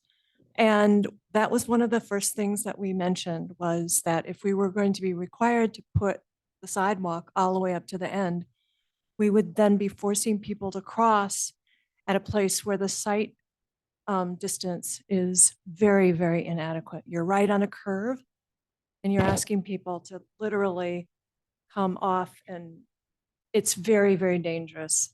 But we were assured that that was what we needed to do by the transportation department. So maybe Edward could talk to that too, because that was something we were very concerned about. And I'd be happy to have a crossing there if that was safe. And it was something that we were very concerned about. So. Thank you. Ed? If you would like, I'm happy to address Please, that. please, Couple yeah. of things. So first, yes, we had the conversation in terms of whether the sidewalk extending along here was appropriate. And we have that condition throughout town, of course, where there are places where the next piece isn't yet developed. But if we don't start somewhere, we never achieve. And so we held very tight to that. In terms of a crossing here, there's a couple of challenges. The first is we actually don't have jurisdictional control on 55th through there. It's in the county. So I don't believe you can actually direct the county to do anything. You can request. Secondly, even if it was in the city, we would want to look at it very closely in terms of how our pedestrian crossing guidelines through the Transportation and Mobility Department are applied across the board.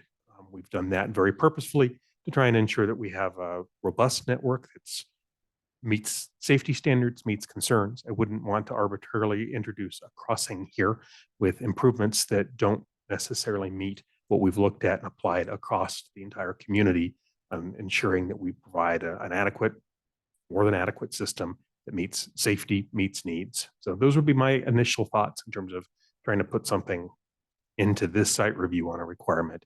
I do think it's a little bit challenging also to say this particular project is creating the need, which comes to that rational nexus question.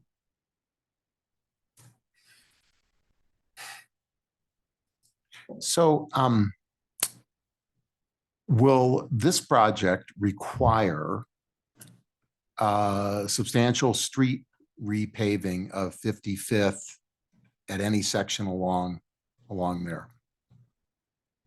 Not that I've seen in the preliminary civil plans, no. Because my understanding, and again, could be wrong, but I was schooled when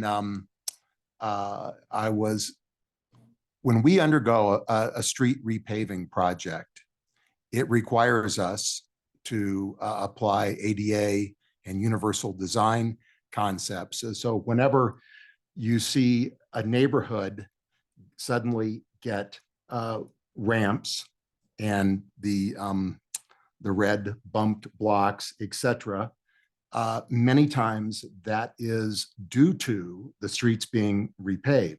And so that's a requirement. So that might be a way to get a crossing should anywhere along 55th Street require repaving due to utility facility going to this new site. So what you're referring to, if I can address. Yeah, please. Yes, there are I'm sure standards you'll under do it the better than me. ADA in terms of when we make modifications to facilities, ensuring that they meet the accessibility requirement. That does not actually put in a requirement to add a new crossing. So if we were to build a crossing, it has to be accessible compliant there. Yeah, the ADA does not mandate that you add a crossing. It says if there is something, it must serve all needs through that code. It would not be something that would require us to put a mid-block crossing on 55th. Okay. Actually, that prompts me to realize that there will be sidewalks along Peacock Place, which means there will be crossings there by state law. Those then are crosswalks, right, across By state 55th. law, correct? And so those would be required to have curb ramps. They would require to have the ramps. Yeah. In order to meet the standards, they would not be required to be marked, so there would not Sure. be striping. Right. But they're still legal crosswalks. Yeah. Well, but it sounds like the ownership issue is maybe the fundamental problem, that half of the street is Well, the county. the entirety of 55th there is the county. So that's your first hurdle, is to try and direct something that is not in our jurisdiction. Yeah, it's not necessarily ownership. It's under the county's traffic jurisdiction. Or, okay, yeah, jurisdiction. Okay. I'm totally sympathetic, but I'm also like, not sure where to go with this exactly. Yeah. Okay, I think I will drop this unless someone else has a brilliant idea for how to move it forward. I'll simply say, I have seen in an unincorporated county residential area where they repaved the street and suddenly a marked ADA accessible crosswalk with markings and signs appears at a point where a sidewalk ends and there's a sidewalk on the opposite. Anyway, very similar to this. So without going further on, I think the county might have a role in this, and maybe it's a good one. Okay. I think unless anyone has additional concerns, that we are ready to make some motions and vote. And I'm going to suggest that we, and Hella and staff tell me if this is not the right way to do it, that we undertake the annexation motion first. And then we can consider the site review. And then once we have the site review motion on the table, then we should entertain an amendment, if there is one, to the site review motion. So if we're going to proceed that way, okay. Kurt, if you have language, maybe you could send it to Amanda. Pretty done. Okay. All right. So I'm going back to, I printed them out. Okay. Would someone like to make a motion regarding the annexation?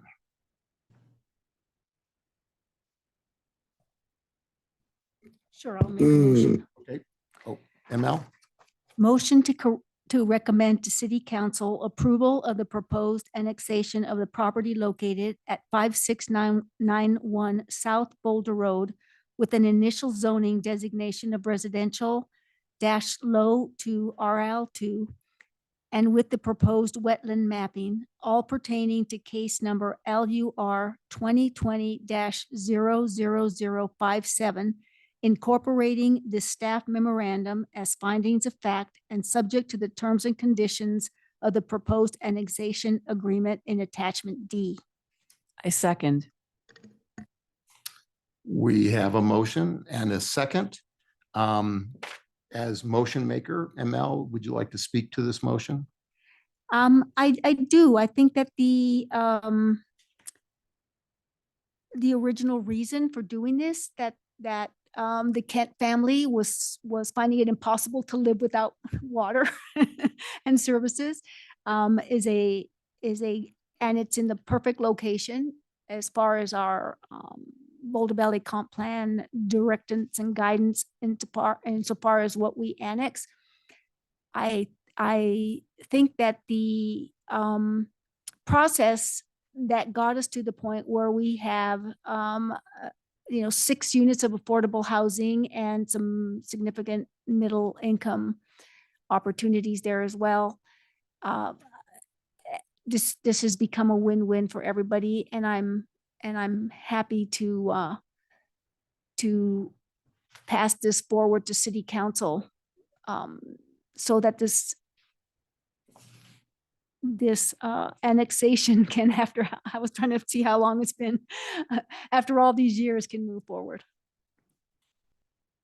Okay, Laura. 5 or I just want to offer my appreciation to staff and to the applicant team for the hard work that you have put in to trying to create something really beautiful here, a really good community that offers things that the city has been asking for. And this type of middle income, permanently affordable and middle income attainable housing is sorely needed in the city. It's almost impossible for us to achieve it without annexation, to be quite frank. And so you're doing a good service for your community, and I'm really excited to see what gets built here. I'm fully in support and really appreciate all of the back and forth and negotiation that you've had with staff and working through this.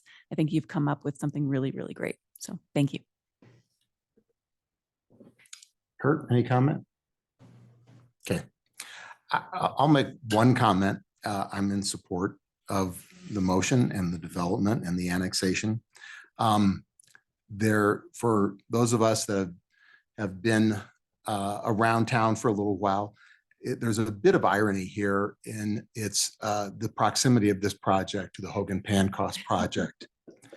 And I'm struck by that irony, which doesn't take away from the goodness of this project, but it's sad to think that there was an opportunity here not too long ago to have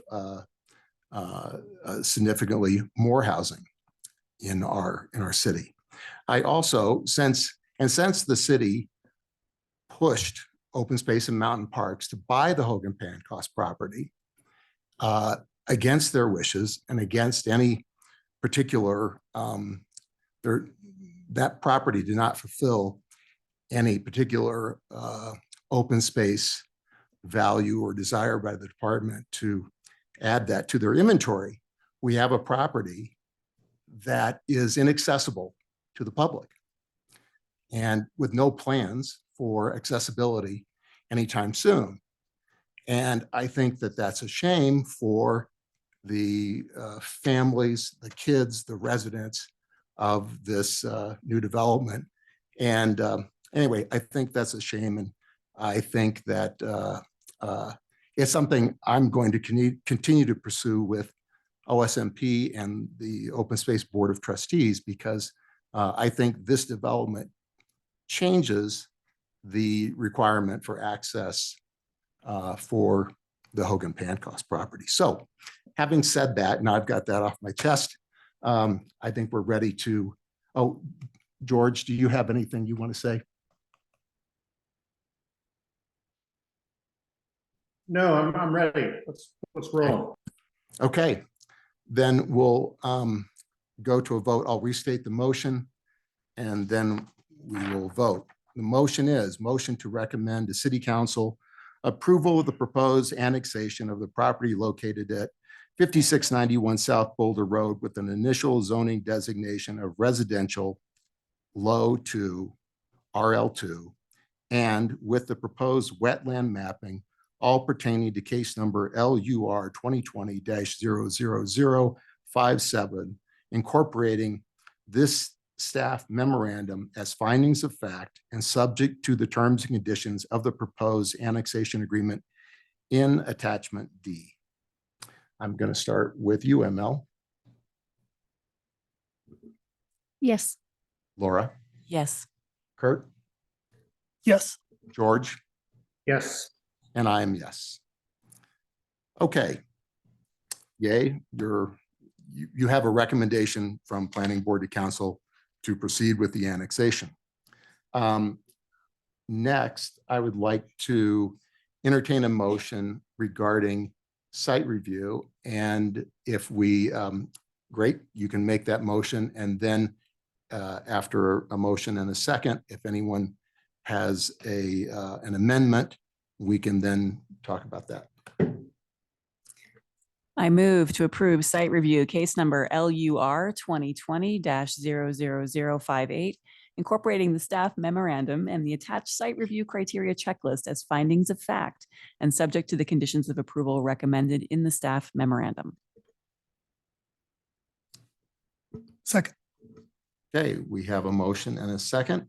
Let's go ahead and speak to this for a second, and then we can move on to after the motion maker and the second speak, then we'll entertain any amendments. I'll just say very briefly that I thought staff made a very compelling case that this project meets all of our site review criteria, and I'm very happy to recommend approval. Okay, Kurt?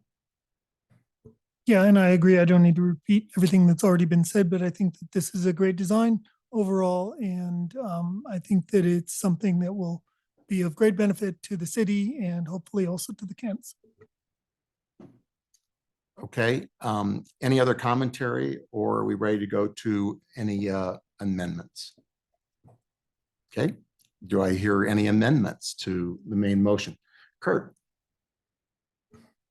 I move an amendment that the curb face to curb face width of Peacock Place be reduced to 20 feet or to the extent deemed appropriate by city staff. I'll second that. Question for Edward Stafford and other staff. Does that give you the flexibility that you need if we word the motion in that way, or does that motion give you any pause?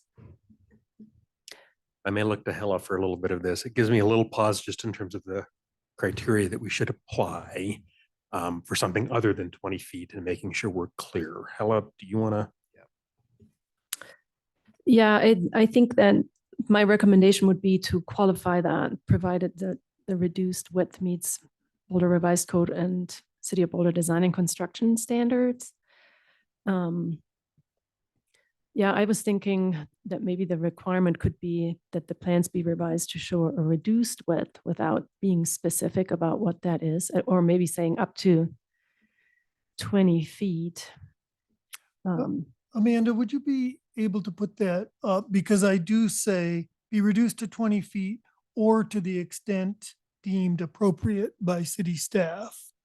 But it could be, if this would help, it could read deemed appropriate to city staff and consistent with, what did you say, city code and the DCS or something like that? Yes. Is that what you said? Okay. So, And the amount of the reduction could be 0 if that is deemed appropriate by staff. Is that? right. Yeah. So could at the end after staff, could you add consistent with city code and the design and construction standards?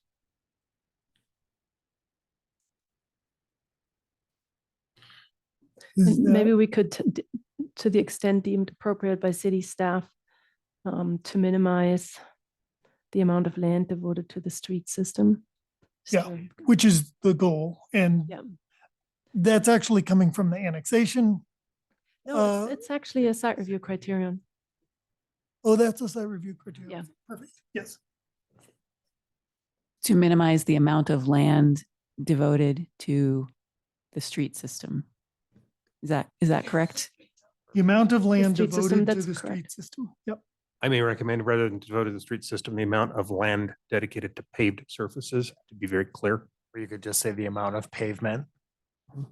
Okay, but the amount of land devoted to the street system is the actual wording In the site review in criteria. the site review criteria. Yeah, So I think that's why. I think the pavement, I think it could be further refined to the pavement because that is how you interpret the intent of Okay, section. okay.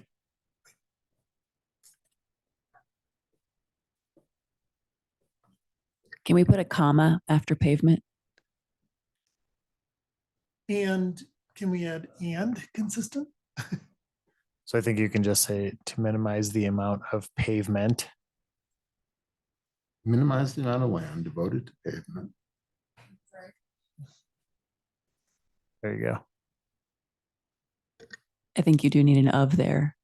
Minimize the amount of pavement. yeah. Does that work for everybody? Hella, Kurt? Works for me. Does it work for the? That's okay with you, Edward? Yes. Great. And I'm- ideally we would relate to the conditions of approval and that the final site plans be revised to show this. Are you, do we need to actually incorporate this into the main motion, i.e. Yeah, like motion to amend to add a condition requiring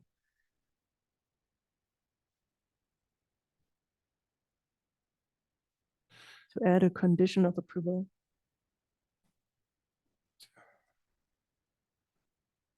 to fine, motion to amend, adding a condition of approval. There we go. That, There we go. Okay.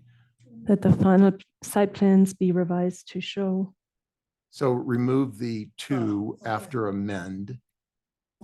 Let her catch Yeah, okay. It's an amendment though, right? Be revised to show.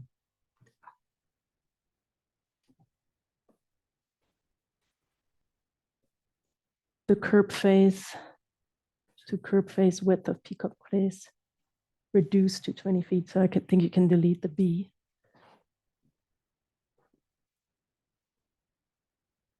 So you can delete the word be in front of reduced.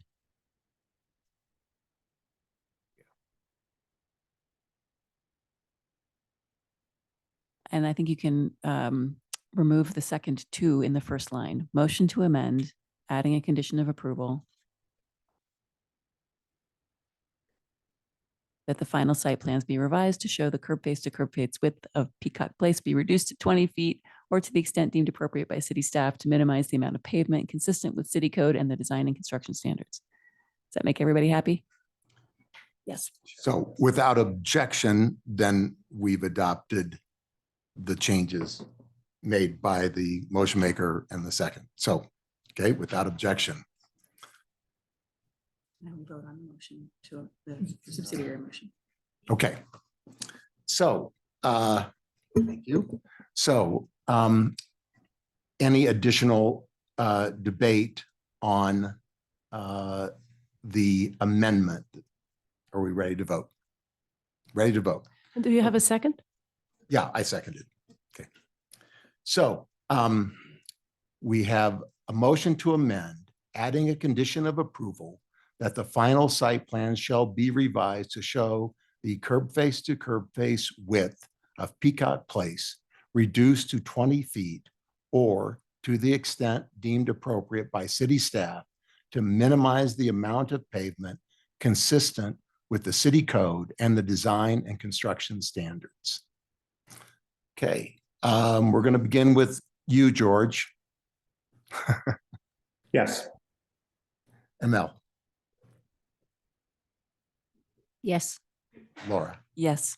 Kurt, yes, and I'm yes. So we have an amendment to the main motion, and now I believe we're ready to vote on the main motion. Does anyone object to? Okay. The main motion is motion to approve site review case number LUR 2020-00058, incorporating the staff memorandum and the attached site review criteria checklist as findings of fact and subject to conditions of approval recommended in the staff memorandum. And I don't think I need to read the Can you say with the condition? Wouldn't that be Okay. appropriate? with the following condition. Should we add that after memorandum with the following condition? Yeah, with an addition, well, Oh, well, just after the word memorandum in the main motion, just with including the following condition.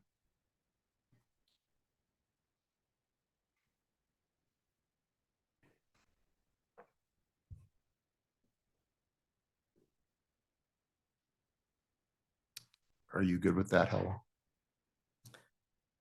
yeah, I think you could even make it including the following condition of approval that as the. Oh, language okay, is. so, fine. So we're going to. Yep. Okay. So now I'll just go ahead and read the whole darn thing and then we can vote on it, okay? Yay, process. All right. Motion to approve site review case number LUR 2020-00058, incorporating the staff memorandum and the attached site review criteria checklist as findings of fact and subject to the conditions of approval recommended in the staff memorandum, including the following condition of approval: that the final site plans be revised to show the curb face to curb face width of Peacock Place reduced to 20 feet, or to the extent deemed appropriate by city staff to minimize the amount of pavement consistent with the city code and the design and construction standards. Okay. Kurt, Yes. Laura, Yes. ML, Yes. George,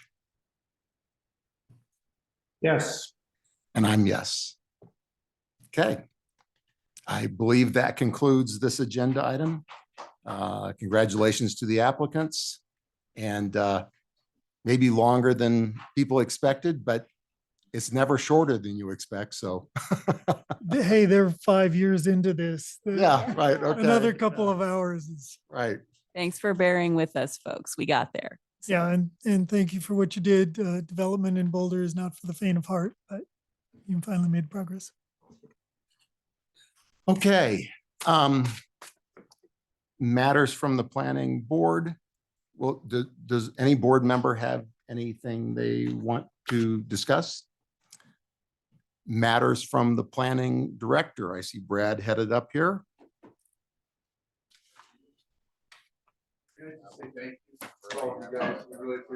You're welcome. Good evening, planning board members. My comments are going to be definitely anticlimactic. So I really don't have anything to add, and I can't even wish you a happy holidays because we're going to see you again in 2 weeks. I mean, I suppose I could rush that, but thank you for all your work as always. And we'll look forward to seeing you again in a couple of weeks. Okay. Any matters from the city attorney? Nothing for me. Thank you. Okay. All right. And so Brad, we are meeting on that would be the 19th. That's correct. Yeah. And okay. All right. I hadn't thought we were meeting them, but okay. All right. Do we have two good things? Okay. All right. Okay. Super easy, quick. It'll be a long night. Okay. All right. Okay. We're here for you, Charles. Okay. Whatever you need. Can we serve eggnog? Okay. Is Is that the meeting where we have 4 people? Amanda, Uh, do you know the? I'll send out another email, but George did tell me that he'll be out December 19th, right? That's correct. Yeah, I'm actually flying back the next day. So next time after that, I'll be in chambers with you guys. Okay. Excellent. We look forward to seeing you in person, George. Have safe Same here. travels. Here. We're expecting Sarah back. Okay, so Sarah is expected to be And here. I believe Lisa too. Oh, okay, okay. But I'll great. send one more little note just in case anything comes up. Okay. All right. Unless there's an objection, I am going to adjourn the meeting. You don't want a motion to adjourn? You know what? I thought about that and I thought, I'm not I doing move that. we adjourn. Okay, I second, and we're all voting and Yay. yay, unanimous. Okay. Bye. Good night, everybody.